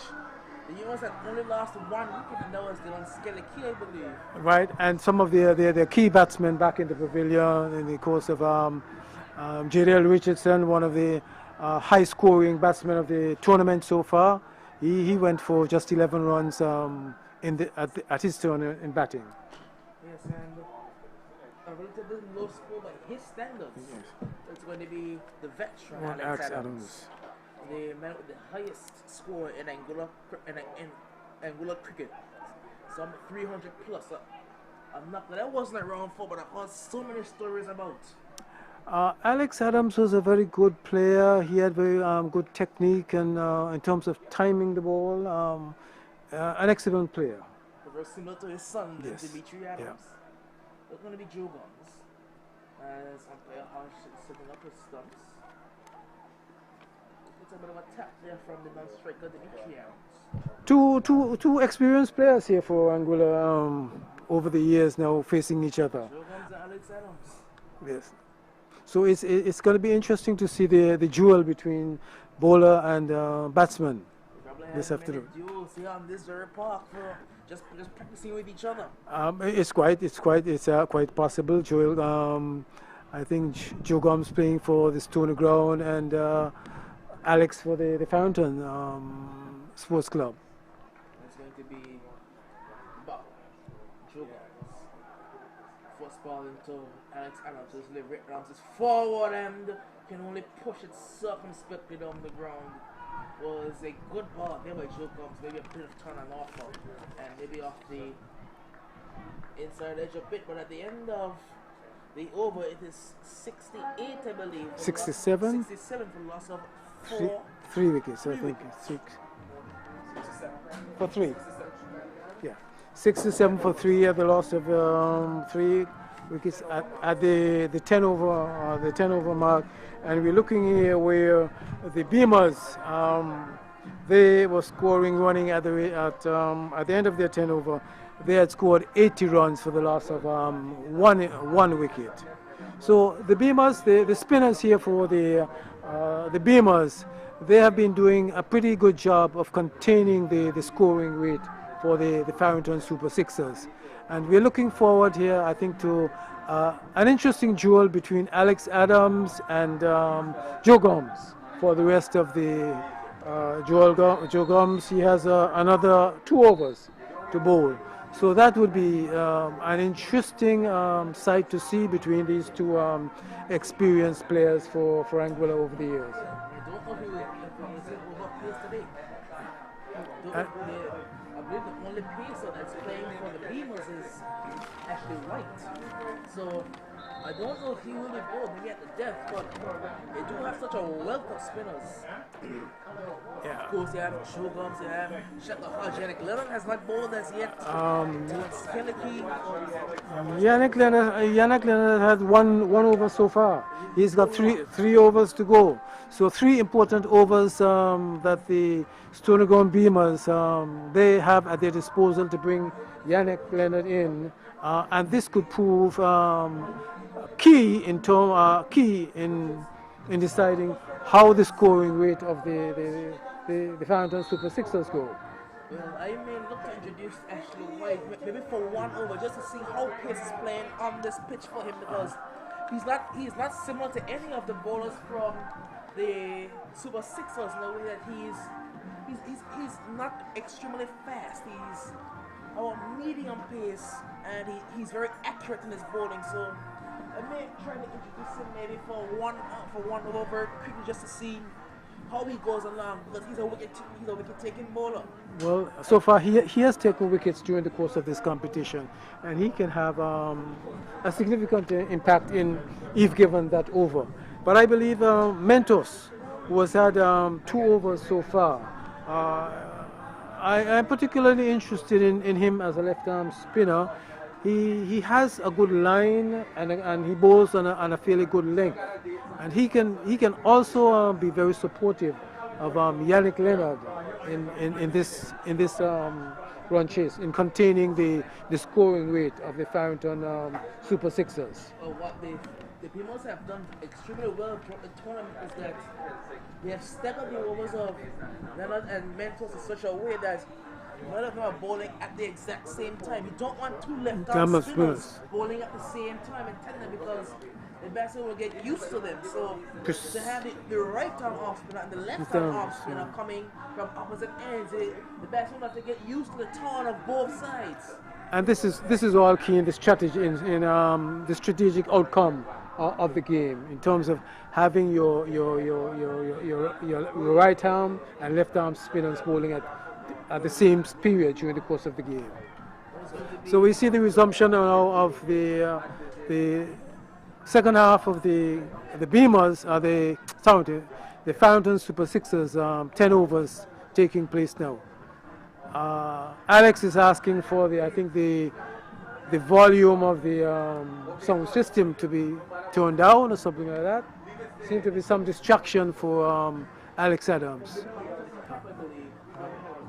Oh.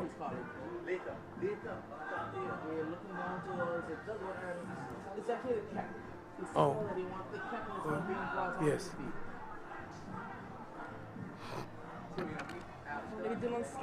So it's Dylan Skillicky will be continuing the attack for the Beamers from the northern pavilion end, and he has bowled pretty tidily so far. Okay. And he was. That is typical of Dylan Skillicky. He's a very economical bowler. Not really a wicket taker, but he's a good supporting bowler, you have to say. Here he is again. Passing the umpire, something the ball to Arms, and Dimitri Arms is cutting this one down towards the deep cover boundary. Very slow off the boundary was the fielder down there, and an easy 2 runs for Dimitri Adams. Well, 69 for 3 to score, 69 for the loss of 3 wickets. And that's something you really say often for the Super Sixers. 3 wickets are down. Well, games. Every game is different in the course of when in a competition. Skillicky is in again now, and Adams is looking to push this one down the ground. But well fielded off his own bowling there by Dylan Skillicky. It's only going to be a dot ball. 69. So Skillicky bowling right arm around the wicket to the left-handed Dimitri Adams, and this one's flicked up and driven down towards the long off. Yeah, looking for a second. Alex has come back, but Dimitri was rather slow to return. The throw went to maybe the wrong end, you have to say, because Alex was quickly off the mark, but Dimitri was more hesitant, you have to say, and the throw went to the wrong end. Well, that was good thinking on the part of Alex Adams. He was looking at the player, the fielder, at the other end of on the long on boundary, and he was in a better position to encourage Demetrius to take that second one. I think Alex does something to his hamstring there. The left hamstring seems to be favoring it, and that's what happens when you sprint for 2 runs. Precisely, and we've noticed over the course of the competition so far, many of the senior players who have not had a lot of time in physical preparation, they are incurring some injuries. Yes. Yesterday went down with a similar injury. Yeah. Well, this is the introduction of the first competition, and we hopefully at the beginning of the next competition next year, we should see players like Lanville Harrigan, Alex Adams, Leon Lake, and the rest of them in far better physical condition. Skellicky of the ball to Dimitri, driven down the ground and well stopped there, short with wickets. It's going to be no run fielding there by Juga. So, Dylan Skellicky is walking away from the commentary box with the score, I believe, 71. 71 the score. Skellicky with the ball to Dimitri. Adams is looking to get this one away, get very close to the stumps. He wants to cut it. Probably run it down to third man a bit, but he was beaten there. Completely beaten there by Skellicky. He's been one very good so far, Dylan Skellicky. Return around the wicket to Dimitri Adams, and again this one is very close to the stumps. He's trying to play on the offside, but it's very close to the stumps. So at the end of over number 11, it is 71 for 3. 71 for 3 at the end of the 11th over. And when we look at the Beamers, at the end of the 11th over, they were 1 for 81. They were 1 for 81 at the end of the 11th over, and we're having the Farrington Super Sixers chasing a score of 166 at the end of the 11th over, 71 for 3. And what we are witnessing here is it Alex Adams having some attention on the field there? His left hamstring there? Dimitri Adams is coming down. Also, they're looking to check on him, see if he needs substitution or. So there's a slight hold up in play here, as I think it was Alex Adams attempting a second run in the last over there, seemed to have pulled a hamstring in the left leg there.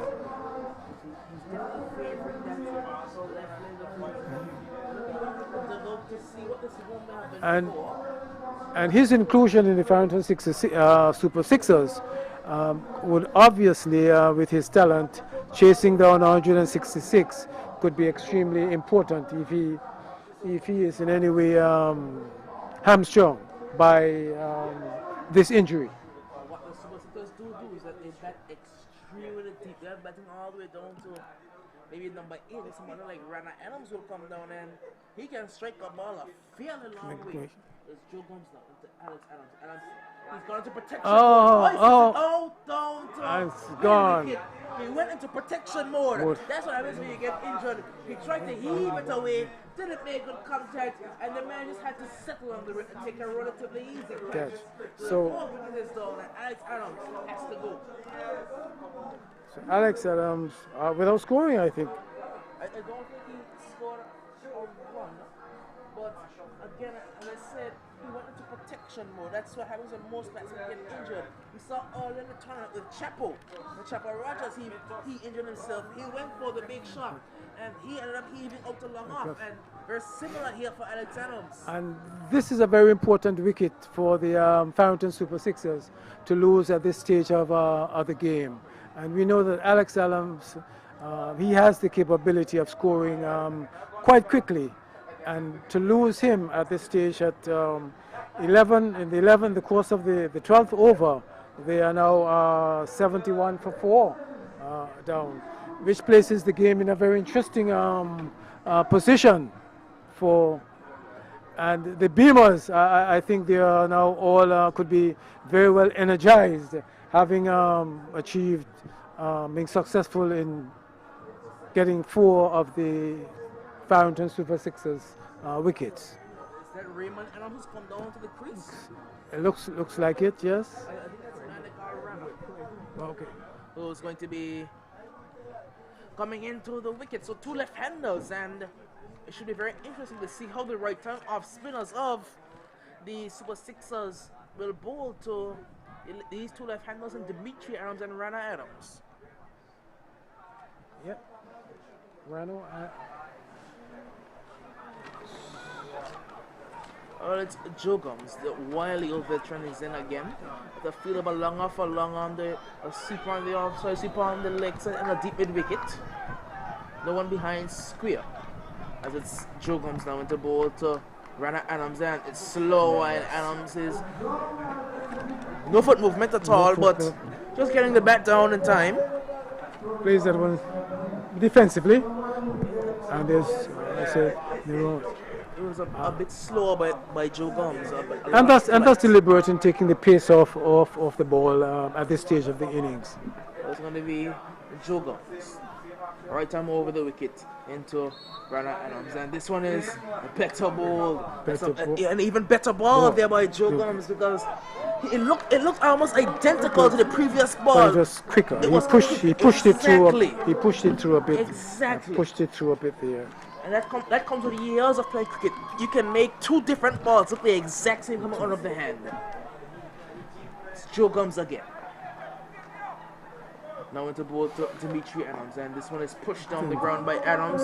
It should be only a single. So 72, the score, 72 for the loss of 4 wickets, I believe. 72? 72 for 4. So 73 for 4. 73 for 4. 73 for 4. It comes down with the ball to Raymond Adams, and he's back and looking to pull into the onside. Shaka Hash is a very powerful arm, so he won't have to run 2 on that one there. They only get 1, and now the score is on 74 for the loss of 4 wickets. And not looking good yet to say for the Super Sixers, but they bat extremely deep.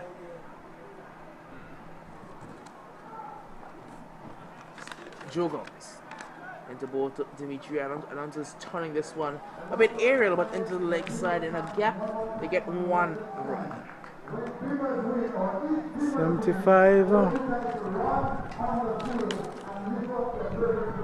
75 for 4 at the end of the 4th over, and we are looking in 12th over, and in comparison, the Beamers were 88 for 1 at the end of the 12th over.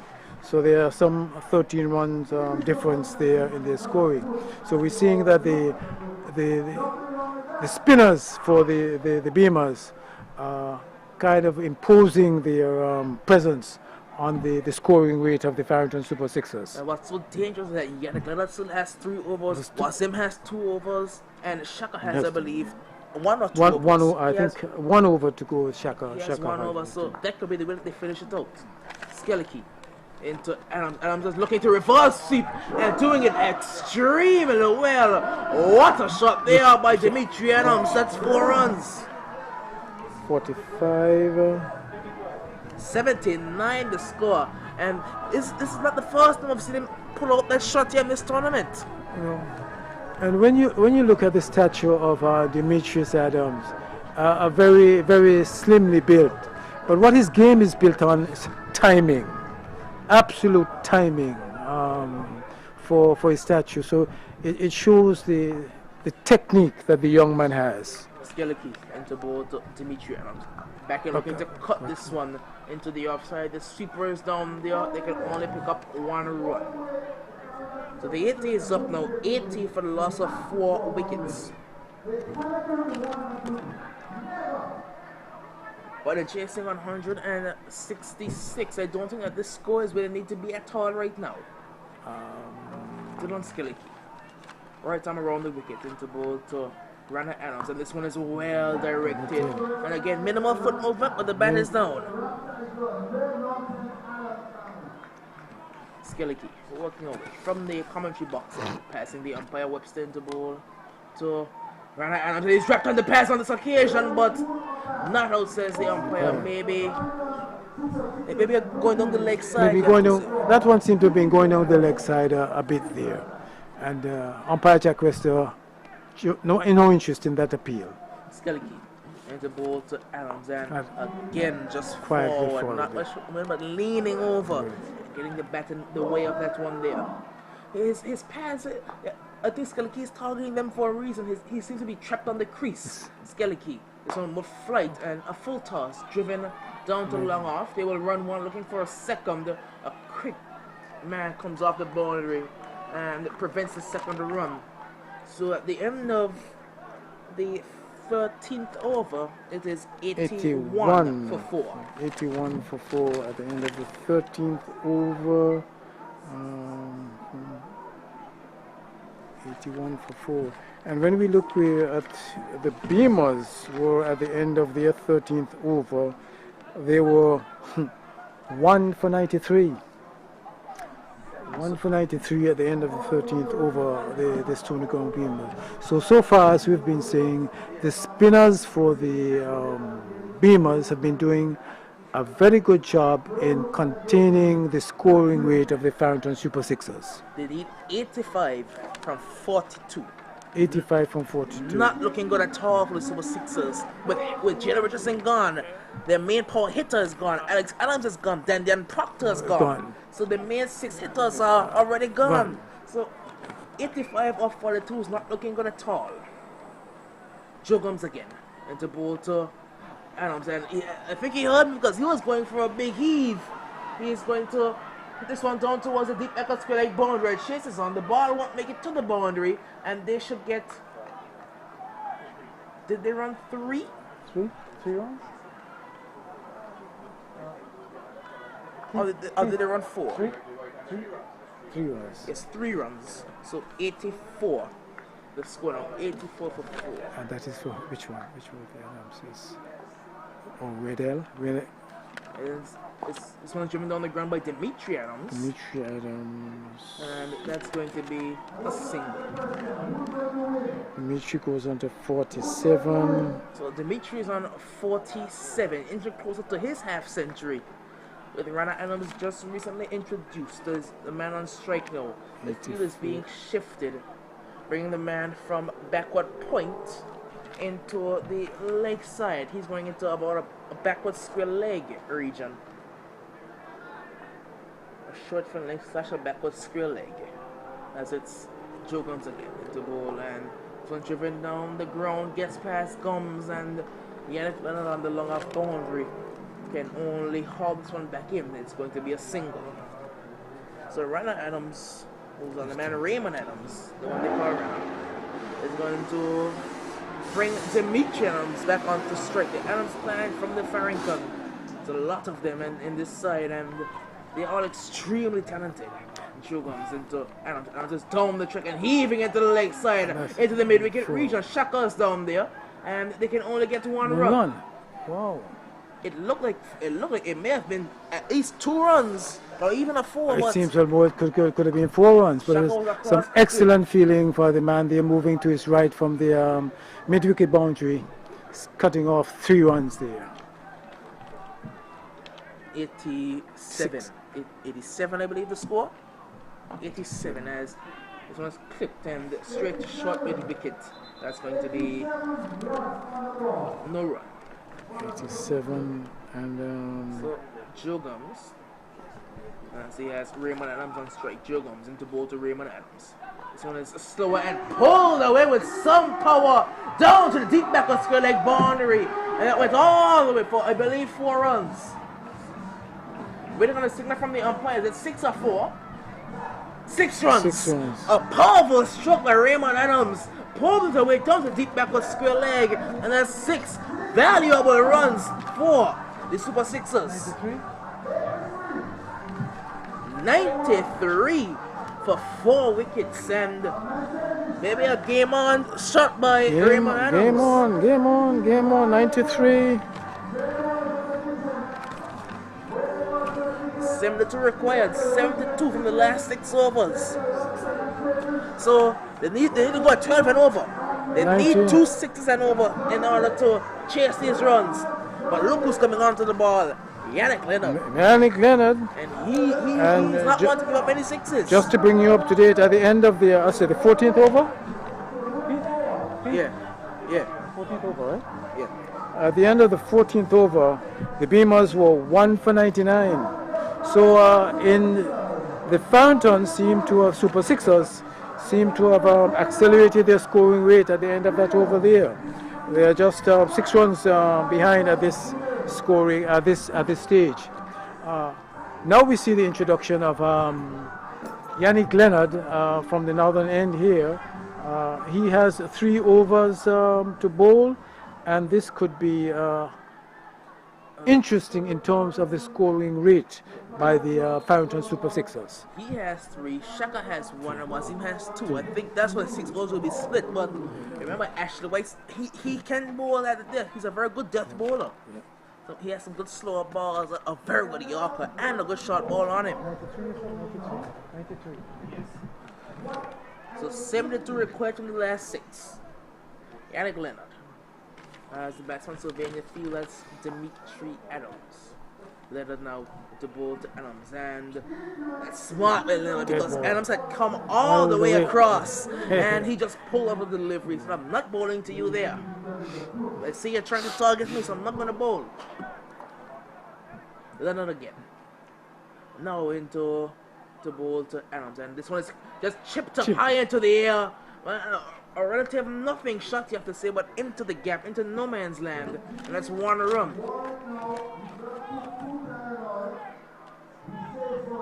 48 for Dimitri, right? Yes, and you can hear the leaders on the field, Shaka Hodge. You can hear his voice extremely loud. One of the leaders, one of the many leaders on this side.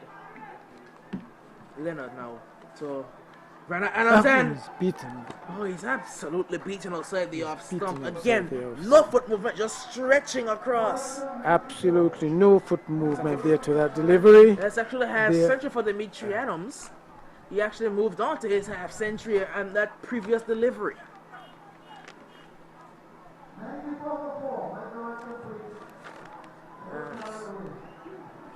It's Yannick Leonard, the very good bowler, former Leeward Islands bowler. Leonard now to bowl to Adams. Adams across and heaving powerfully into the leg side. That's a powerful stroke by Adams. He is such a powerful. He's so small, but he's so powerful as Raymond Adams. That's 4 runs. So they need 68. 68 now. Leonard to Adams. This one outside the off stump. That's smart. That is genius by Leonard because Adams. Oh, it's a bit too wide, but it was so smart by Leonard because he saw Adams likes it. He likes to heave onto the leg side. So pitch it wider and fuller and give him some work to do to tug it. Precisely, it was intelligent thinking on the part of Leonard. Unfortunately, the ball was bowled too wide. Here we have again Leonard resuming his attacks, and it seems as though he's going around. And this is even smarter because he's going to pitch it outside off stump and around the wicket. He's going to look to go pitch it outside the off stump and turn it back in towards him with an extremely sharp turn. Yeah. This is smart by Leonard. He's thinking. I like this way, Leonard. He's thinking a lot. Leonard to Adams. And there it is again. We can see it. We can see it. He's going to angle it away from him and spin it back towards the edge. It's genius by Yannick Leonard. Beaten. He's using his brain. He's using his mind today. He's the captain of the side today. Leonard between umpire and stumps into bowl to Raymond Adams, and again beaten outside the off stump. Appeal goes up, but Not out, says the umpire. So at the end of the over, it is 98 for 4. 98 for 4? 98 for 4?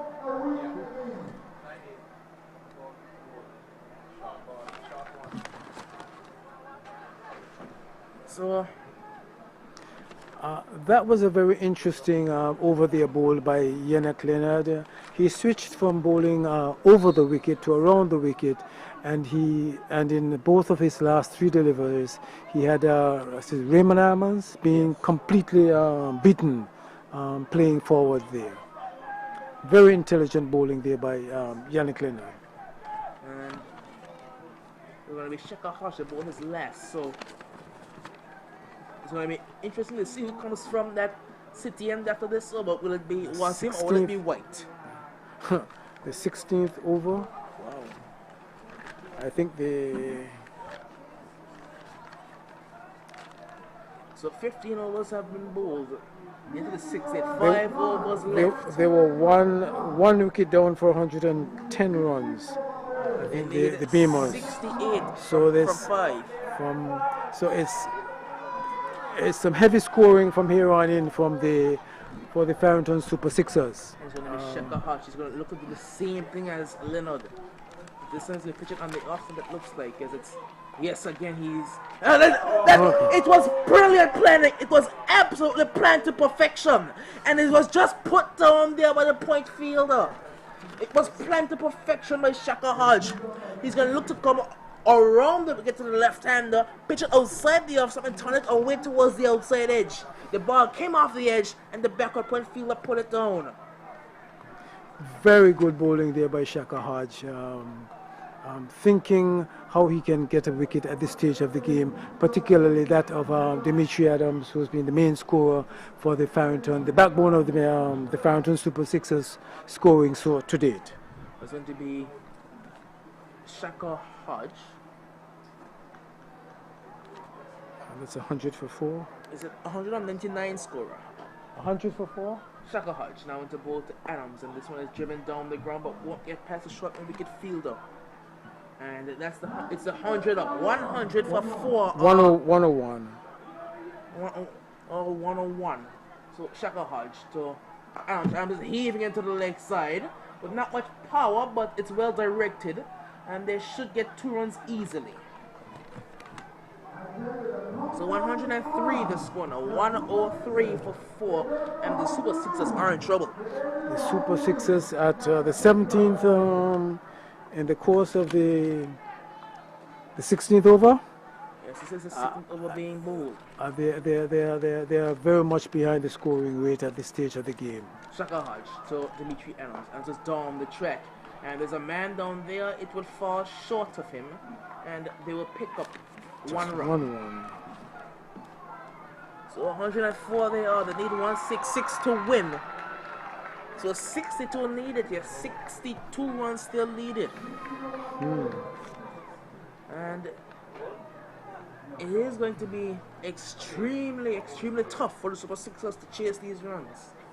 You'll need, there's going to be Shaka Hodge again, this time to Adams, and this one is chipped back down to the bowler for no run. But they do have a mandatory Adams down in the crease who can, in the pavilion, can hit a ball a long way. Again, this one down to Adams. This one's pulled with power. Man down there, he takes the catch, and that's the end of Raymond Adams. A good catch, a smart catch. It was hit with some power, but it was straight down the man's throat. Did well to get there and took a good catch.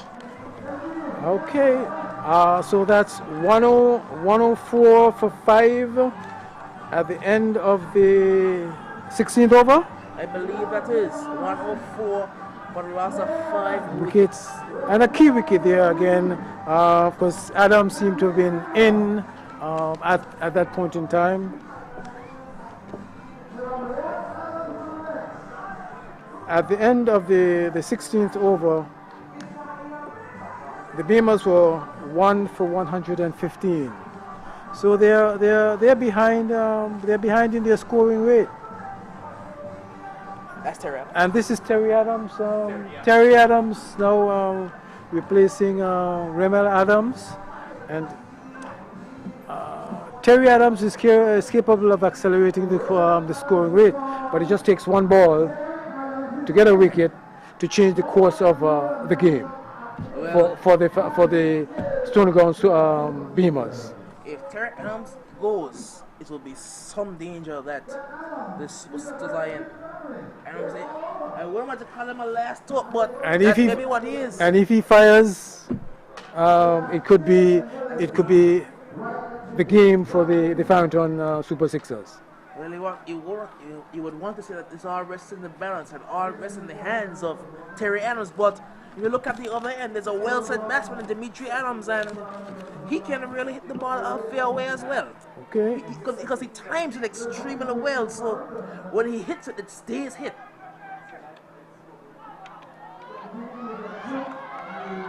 This is 17 over coming in? 17? This is 17. Leonard is going to bowl the 17th over. The score at 104 for 5. Leonard and the ball to Terry Adams, and this one is outside the off. Someone hit towards the backward point region, and a chance for a run out there, but he couldn't collect the ball cleanly. Terry Adams, he's not the fastest anymore, not the fastest between the wickets. Well, I guess with age and as we've been saying, it's a long time with this competition. Many of the senior players who have been in Anguilla's cricket for many years, they have not had the time to be really improve their physical fitness for this competition.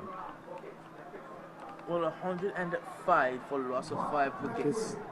105 in search of 166. They're going to need some. Unless Dimitri and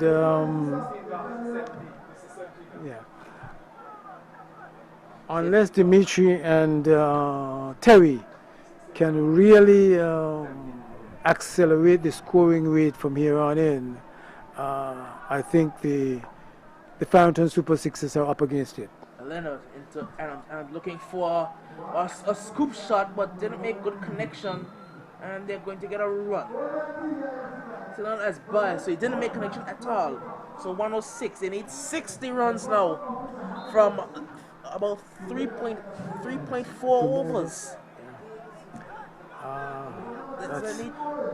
They need the scoring rate is virtually beyond 60 off. It's boundaries raining. 22. We will have to see boundaries raining down here this afternoon. Well, Terry's going to have to go, and he's going to have to go now. Leonard into Terry Adams. This one is cut very powerfully, but straight down to the man at the long off boundary. They're turning for 2. Return goes to the wrong end, then they will get 2. You will want to throw to whatever end Terry Adams is running to, because Dimitri Adams is extremely quick. But Terry Adams, he's not the fastest anymore, so you will want to throw to whatever end he is running towards. And Leonard, Adams, and he can only turn it into the leg side, and they will only run a single on this occasion.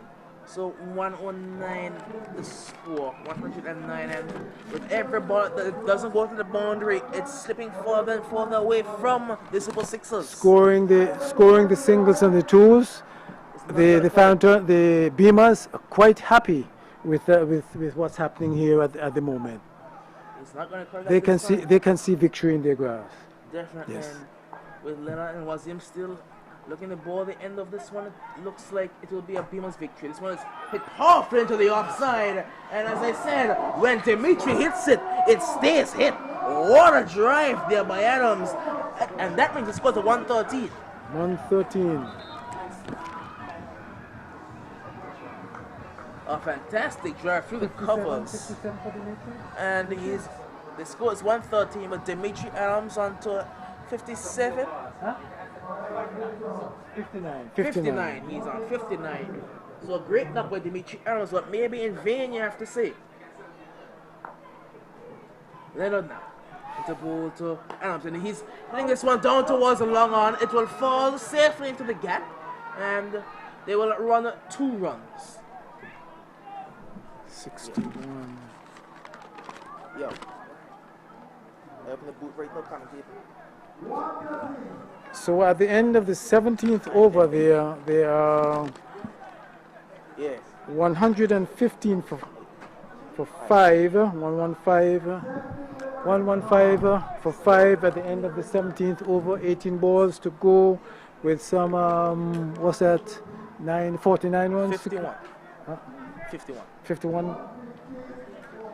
So 51 off 18. It doesn't look it doesn't look good at all. They're gonna need some 3 runs off every delivery. About 3 runs off every delivery if they want to win this game. And it looks like it'll be Wazim. So it'll be spin. An entire game of strictly spin by the Beamers. This is Mentos, is it? Yes, it's Mentos coming back? Yes, Wazim Mentos. And he has two overs to go. It's going to be him, Leonard, and him. That's going to be the 3 overs. And yes, and you can see this afternoon the Beamers attack totally dominated by the spinners. It's been completely spinners. Ashley White didn't have to bowl a ball. And of course, they left out Mitchell Moore, who's another pace, as well as Tyson was in Mentos. Into Terry Adams, he heaves it down towards deep backward square leg, and they will only get a single. Good fielding down there prevents the boundaries. Comes on to 116. 1-1. And as far the Beamers could be very satisfied with 1-1 coming from that ball. So long as it's not on 4 runs, a boundary, they're happy with the singles and the 2s. It's going to be Wazim Mentos. Bowling left arm spinner going over the wicket, I believe. As the field is being changed, they're bringing a man in a short mid wicket. So only 4 on the offside, 5 on the leg. Mentos over the wicket to go to Adams. And so heaving this one over deep backward square. Man is down there and he misfields, and that's going to be 4 runs. So that's one boundary that they need. They're going to need a fair few more, but that's one of them. 47 needed now. 47 off 16.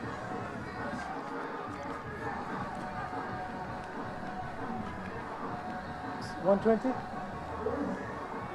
120. So it's 46. 46 off. Mentos. The Aaron. This one is driven high. Doesn't get the contact he needs. There's a man down there. Just can't get there in time, and they're going to get a single. 121 there. 121 for 5 there in the course of the 18th over, being bowled by Mentos.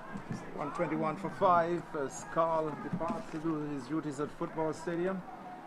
Mentos it is into Terry Adams. 121 for 5. This one is slashed through the onside field out of mid-wicket. This will race away for 4 runs. 4 runs. Could we see a change in the fortunes here? Terry Adams and his nephew Dimitri Adams. We'll get the score for Terry in just a while. It's now 125. 125 is 125 for 5 in the course of number 18. It's been bowled by Wasim Mentos. So we'll get the individual scores for you. Terry 7. Terry 7. Terry Adams on strike. 8. Terry Adams is on 8 and Demetrius has 66. Okay, so 66 to Demetrius. He opened the innings. He's the captain. Dimitri 66. Mentos in now to Terry Adams. Short outside the onside. Swung away again for 6 runs. 6 runs to Terry Adams. 131 it is. 31. A long hop really. Short delivery, and Terry Adams makes no mistake into his wicket in a flash. And swung this high over mid-wicket for 6 runs. Could we see a turn in this game here? Beamers had it fairly tight, but in the last over, for a turn, we will have to have a very huge over on the part of the Farrington Super Sixers to be in with a chance of winning this game. 131. 18th over in progress, been bowled by Mintus. Terry Adams, who swings at this one, comes off the body, goes to short third man. The end of over number 18. After 18, it's 131 for 5. Terry Adams has 13, and Dimitri 66. 131 for 5 after 18 overs. The target is 166. And after 18 overs, the Beamers were 139 for 2. So quite 21 runs difference there. I think the Farrington Super Sixers are up against it this time. So it's 2 overs to go. 2 overs to go. With 2 overs left in the game here. 131. So that's 35 runs to get. 35 runs. 2 overs. That's some huge hitting. A lot of hitting. A lot. Huge hitting in the last 2 overs for the Farrington Super Sixers to maintain their unbeaten record in the competition so far. So 35 runs from 2 overs needed by the Farrington to win. They need 166. Is that possible against Yannick Leonard spinning, Keith? We'll just have to wait and see. I think the Farrington certainly up against it here, but cricket is a wily old game. It's a fine game, and it takes one ball. It takes one ball. To change the course of what's happening out there. So, over number 19, Yannick Leonard, the standing captain for Lyndall Richardson, is the Beamers here. 131 for 5, the Super Sixers. As Yannick goes in, he's stopped. Dead ball signaled by umpire Jack Webster. Field well spread, deep backward square, deep mid-wicket, long on, long off. Deep extra covers. This one is driven powerfully through the onside field. Run for the man coming from backward square. They take just a single. Dimitri goes to 67. It's 132 for 5. Once there's singles coming off these balls, Keith, the Stoney Beamers should be feeling pretty confident of a victory. Need more than singles. Sixes. Boundaries ought to be raining down here for the Farrington Super Sixers. They needed 35 off 2 overs. This is the 19th in progress. Been bowled by the captain, Yannick Leonard, and he'll be bowling to Terry Adams, who's on 13. Dimitri has 67, leaning on his bat at the non-strikers end. Short third man, backward point, sweep on the deep cover boundary, deep extra cover, long off, long on, right back on the rope. Mid-wicket straightish, also back. There's a man at deep mid-wicket and a deep backward square, so the field very well spread. As Yannick Leonard goes in, bows to Terry Adams, who slaps this into the offside field. Joe Gums comes across, shadows it. The man coming off the long off boundary fields, and just another run. 133 now for 5. You could hear the claps from, no doubt, the supporters of the Beamers and the obviously the supporters. The Beamers are probably sensing victory, and they're urging their supporters on. Yannick is in now. Also, Dimitri hits this one in the air, high over the covers. Shaka is running back, can't get it. They're coming back for the second run, and they will get it 2. 2 runs to Dimitri. He goes to 69. Terry Adams is on 14. It's 135. 135 for 5. The Sixers. This is over number 19. It's been bowled by the skipper. Dimitri settles once more. Yannick goes in and goes to Dimitri, comes down the track, drives officially out to long off. The man coming off the boundary very quickly. Just a single. So coming back in powerfully to the bowler's end. Dimitri goes to 70. It's 136 now for 5. Terry Adams is on 14, comes back into strike. Over number 19.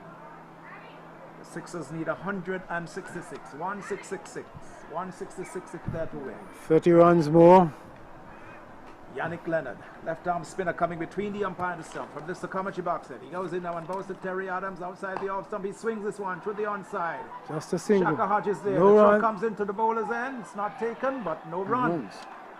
136 for 5. Bowled by Yannick Leonard from the commentary box end. The 19th over.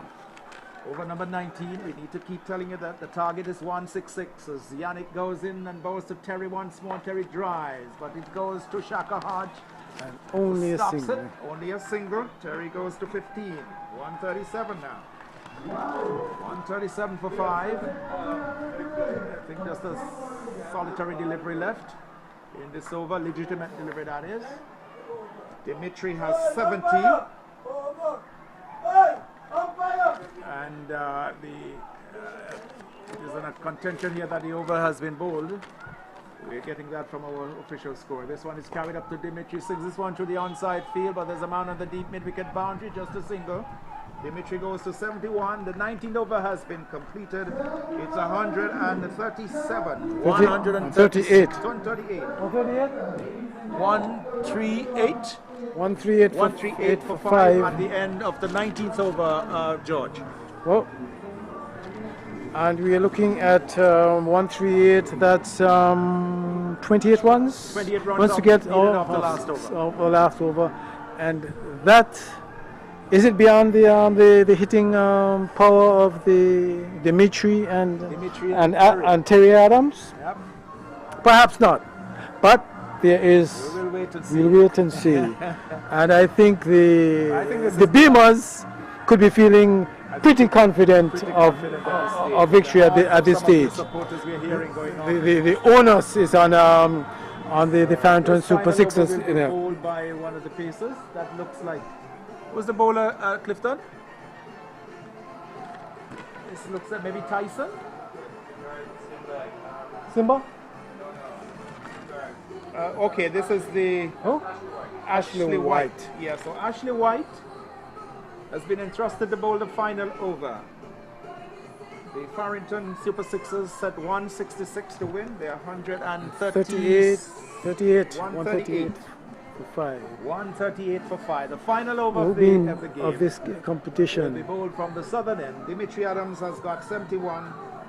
And his uncle Terry Adams 15. And this will settle the competition between two fiercely competition this afternoon. Yep, it's been settled here now. Final over. Final over. Short third man, backward point, extra cover, mid off, sweep on the deep cover boundary, mid wicket, wide-ish mid on, long on, and there's a man going to long over. A third man being posted now. The man at backward point has been dropped back to third man. So there's a third man, short backward square. There's a man going out on the deep mid wicket boundary, Shaka Hodge. There's a long on, there's a long off, there's an extra cover, and there's a backward point. So Ashley White to bowl over number 20, 20th over. Dimitri Adams 71, he's on strike. 138 for 5 as White comes in and goes to Adams, who drives at this one. Goes off the head down to backward square. Passes the man at third man. Bad bit of work there. Goes across the rope for 4 runs to Dimitri. Dimitri goes to 75 and it's 142. 142 for 5. Bad bit of work there by, that looks like Tyson, I think it is. He hasn't had a good game. 4 runs, 142. 24 runs to get. 4 runs to get from 5 legitimate balls. 24 runs from 5 balls, legitimate deliveries. Good start to the over. Spread. As White comes in towards us from the far end. He's up to the wicket now and bows to Dimitri, who drives out to long off. Just a single. Just a single.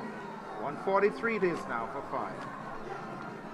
Second ball of this, the final over. Being bowled by Ashley White from the far end. He'll be bowling to the right-handed Terry Adams.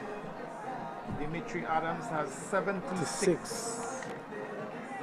Terry Adams has got 15.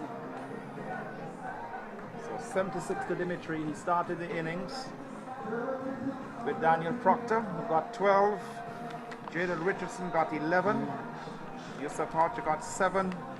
Alex Adams was out without scoring, and Raymel Adams, he got, I can't quite remember how much he got, but he played well, played a number of delightful strokes. Jadel got 11. 11. So it's 143. 143. For 5. This one is driven powerfully through the offside field. There's a man on the deep cover boundary. That's Shaka Hodge. They will only get 1. 1-1. It's all over. 146. 144. 144. I beg your pardon. 144. Keith, you can say it's all over. It's all over. It's all over for the 144. for the Farrington Super Sixers at this stage. So 144 for 5. How many balls left for scorer? 3? 3 balls. 3 balls to go. No, That's it. It's all over. Well, it's all over for the Super Sixers. So 3 deliveries left as a jet takes off from the Clayton J. Lloyd International going towards the east. What a spectacle as we look across. This one is driven into the offside field and brilliant defended by the man there. Yeah. Almost a run out. Brilliant bit of work. Who's that? What a bit of field. Skeleke. Woo, that was beautiful. He spun, he dived, and got the ball out back into the keeper's end in a rocket. Another run scored. 77, 140. 146. 145. 145 or 46? 145.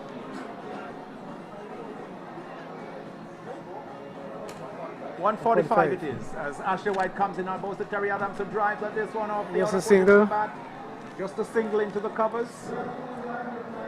Terry goes to 17, and it's 146 for 5.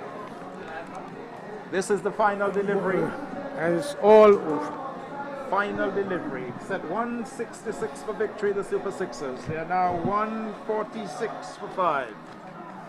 146 for 5.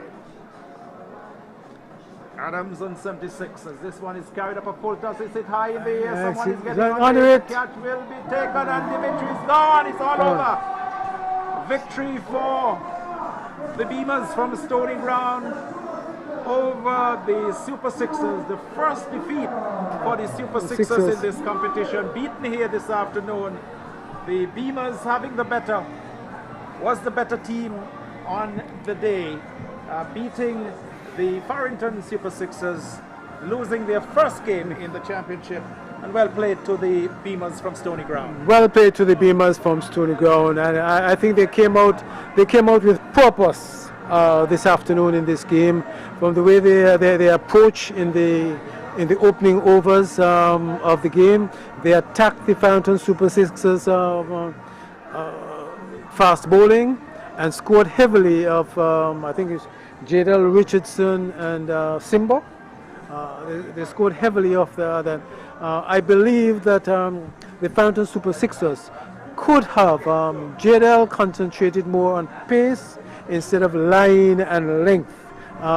Considering that the wicket seemed to it's a very good batting surface, and here you needed to concentrate more on length and line. And instead of bowling, trying to extract pace of the wicket, which just was not there. So victory here for the Beamers from Stoney Ground, led by Yannick Leonard. As we see the manager of the Beamers, Rodney Rangers, coming on and shaking the hands of umpires Hodge and Webster.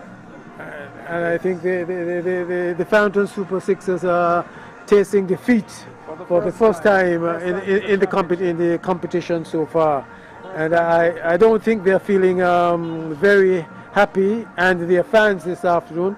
But that's the nature of the game. 146 the final score for 6, with Dimitri getting to 76. Played very well. Right.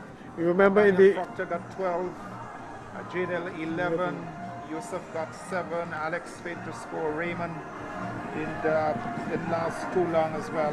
Played a number of delightful shots, but in the end the spinners did the work for the Beamers. The spinners doing all the work for them. 6-pronged spin attack, and they didn't disappoint their team and their fans here today, winning this game over the Super Sixers. And you realize that it's a pity that you have the Farrington Super Sixers with Demetrius Adam scoring 77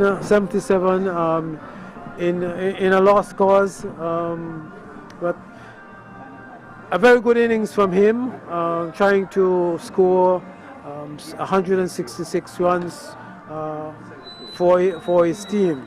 Not very much support today. It's the game of cricket.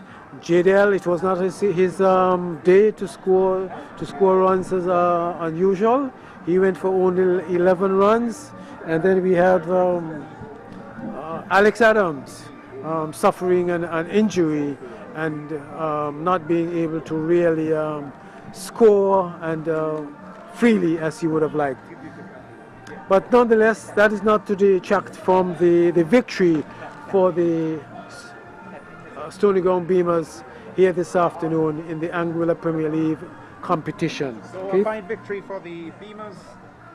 Beamers winning the toss and batting, got to 165 for the loss of 3, with Ian Burton scoring 72, Dylan Skellicky getting 39, 24 from Leonard for the Beamers when they batted, set 166 by the Sixers, Super Sixers ending at 146 for the loss of 6, losing their first match in the competition here today. So congratulations to the Beamers as we say goodbye from the James Warner Webster Park. Thank you so very much for listening. And we'll see you next weekend. See you next weekend. I think there might be the talk of a possibility of a break next week before they get into the semi-finals, so we'll just have to wait and see. But to all our listeners, all the radio stations, Radio Anguilla, Class FM, all those who took the feed on Ustream on YouTube, we want to say thank you for being with us. So until we are back here at the James Warner Webster Park, it's good night from all the commentators here. See you for now. Bye-bye. Bye-bye.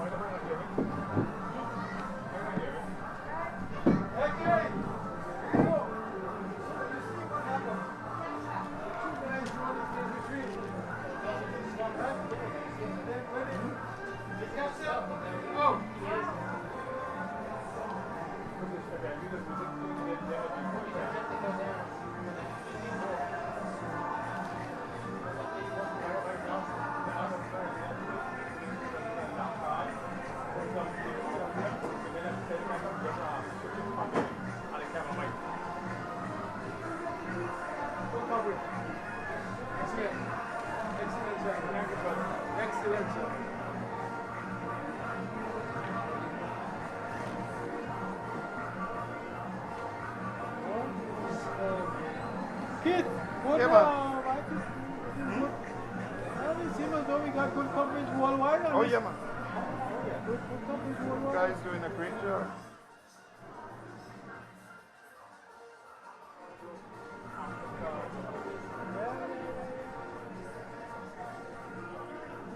Yeah, boys, so the Farrington.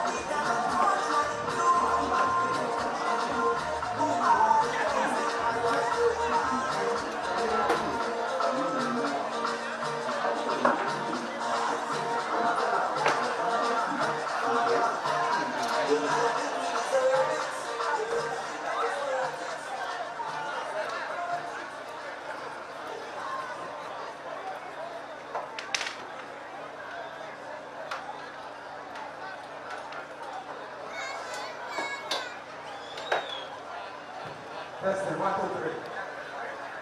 Good afternoon, good evening. Manually, locking someone. Manually, please. Okay, come on, ready. Okay, we're calling on the 2 Farrington. 1 second. The Sixers and Come on, the way around. Are you using the mic? come Come on, to the camera mic. Okay. we want to start So you're gonna ask the question? a few minutes. No, That my question is must know. Okay. Can I make it? the following then presentation, we have a meeting upstairs. Shaka tell me I can win. But I didn't believe it. But we told you so this morning. Yeah. Some of our players will listen. Management and players, you have 5 minutes to hear the presentation right in front. Okay, I have you. If you cannot make it, you just cancel the presentation. So, Done. Ready? you have 5 Done. minutes to Are we going to the next side? Right in your face. Should I step back? Yeah, step back then. Yeah, step Yeah, back yeah, and go mic. that way. Step back and go that way. Yeah, step back and go that way. Because I think the sun, you know, where sun is a problem. The mic can pick me up from here? No, I don't zoom it in. The mic, he said. The mic. Yeah. Talk about it.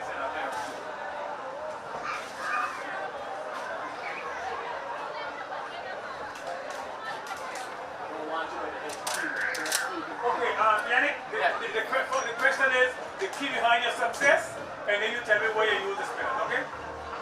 Thank you very much.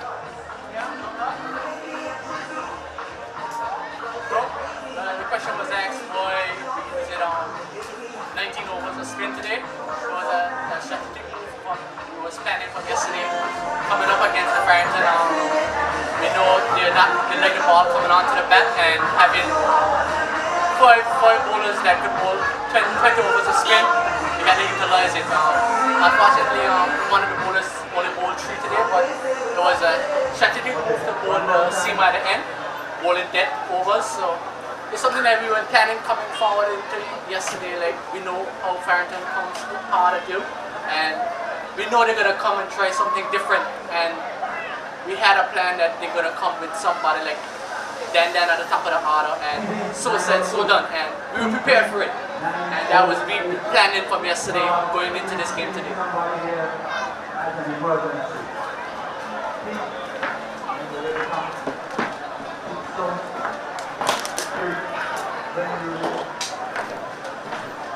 White come drop, tapping someone, you can start pouring. Question is, so good.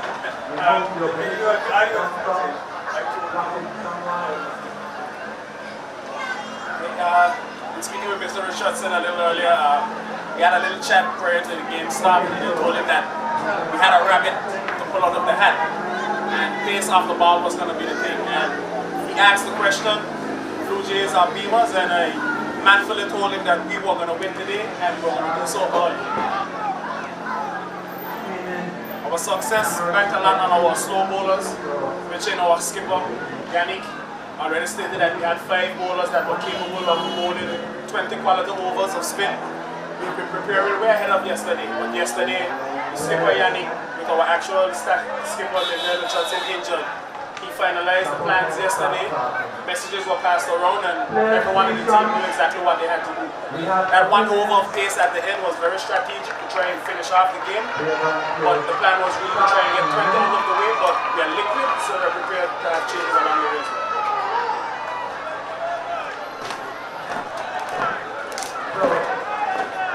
Thanks so much. Thanks. Maybe stop having a man of the match ceremony. You will think about that because it doesn't seem as if people are understanding. There's a professional aspect and we have cameras waiting.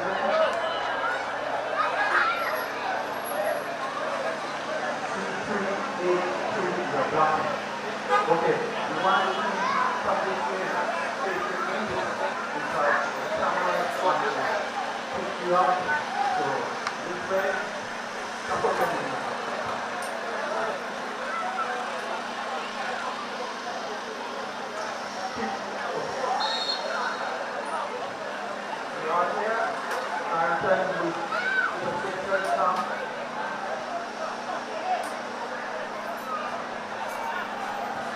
Good afternoon, ladies and gentlemen. Welcome to the official presentation for today.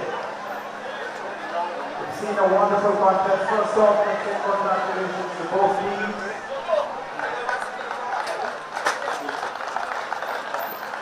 And let's have even bigger congratulatory applause for the winning team today, the Beamers of Stoney. Even from Stoney the winner of today's match. So at this time, we would like to get into the Player of the Match award for today. We also have the Player of the Match award for yesterday. Today's game, the Beamers of Stoney versus the Farrington Super Sixers. And it's been adjudged that the Player of the Match for today from the Beamers is the batsman, Dion Burton, 72 runs on 58 balls, 5 fours, 1 6. Dion Burton, player of the match.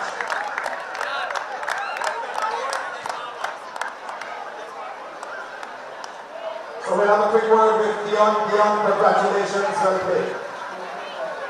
What was it like leading your team, and of course the Beamers coming out victorious today?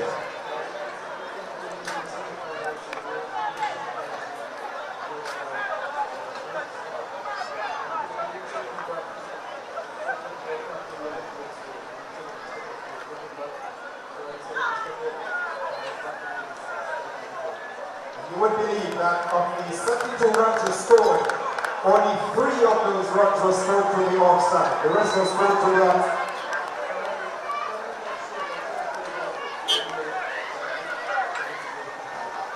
Thank you very much. Dion Burton, player of the match for today. And now we'd like to announce the player of the match for yesterday's game between the Pointers and the Razor Massive. And the player of the award goes to a fast bowler. It's good to see a fast bowler coming into the act.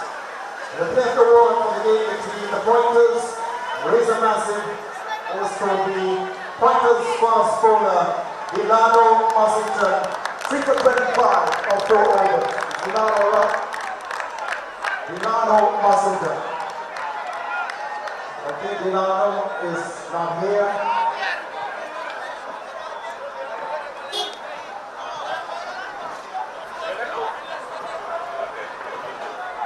So we have the captain, we have Leon Lake, we will collect the prize money in cash.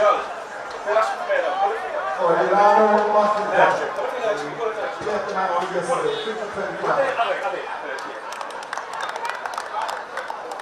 So Leon, you would like to say something, of course, your team pulling off a astounding victory yesterday against the Razor Massive.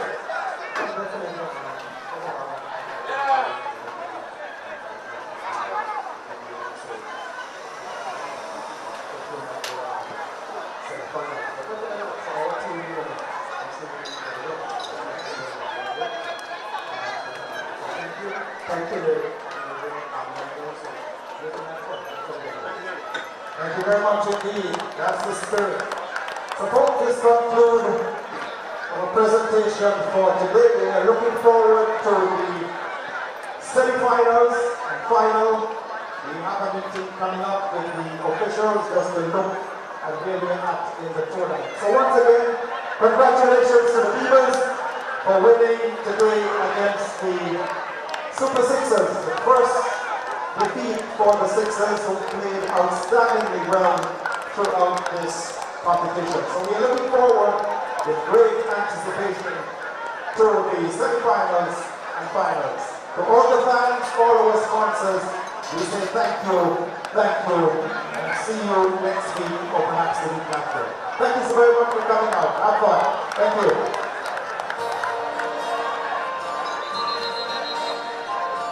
In just 5 minutes, captains, managers, upstairs, the committee, captains, managers from all 4 teams. We have a meeting upstairs. Upstairs in 5 minutes. Thank you.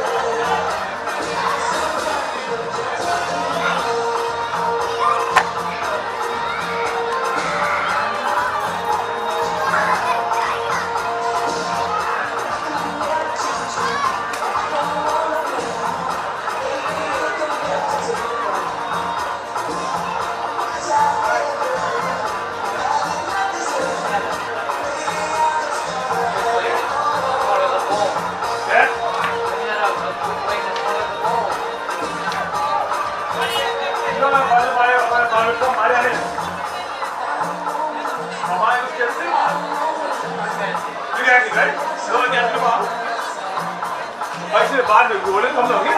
Why is it a bad?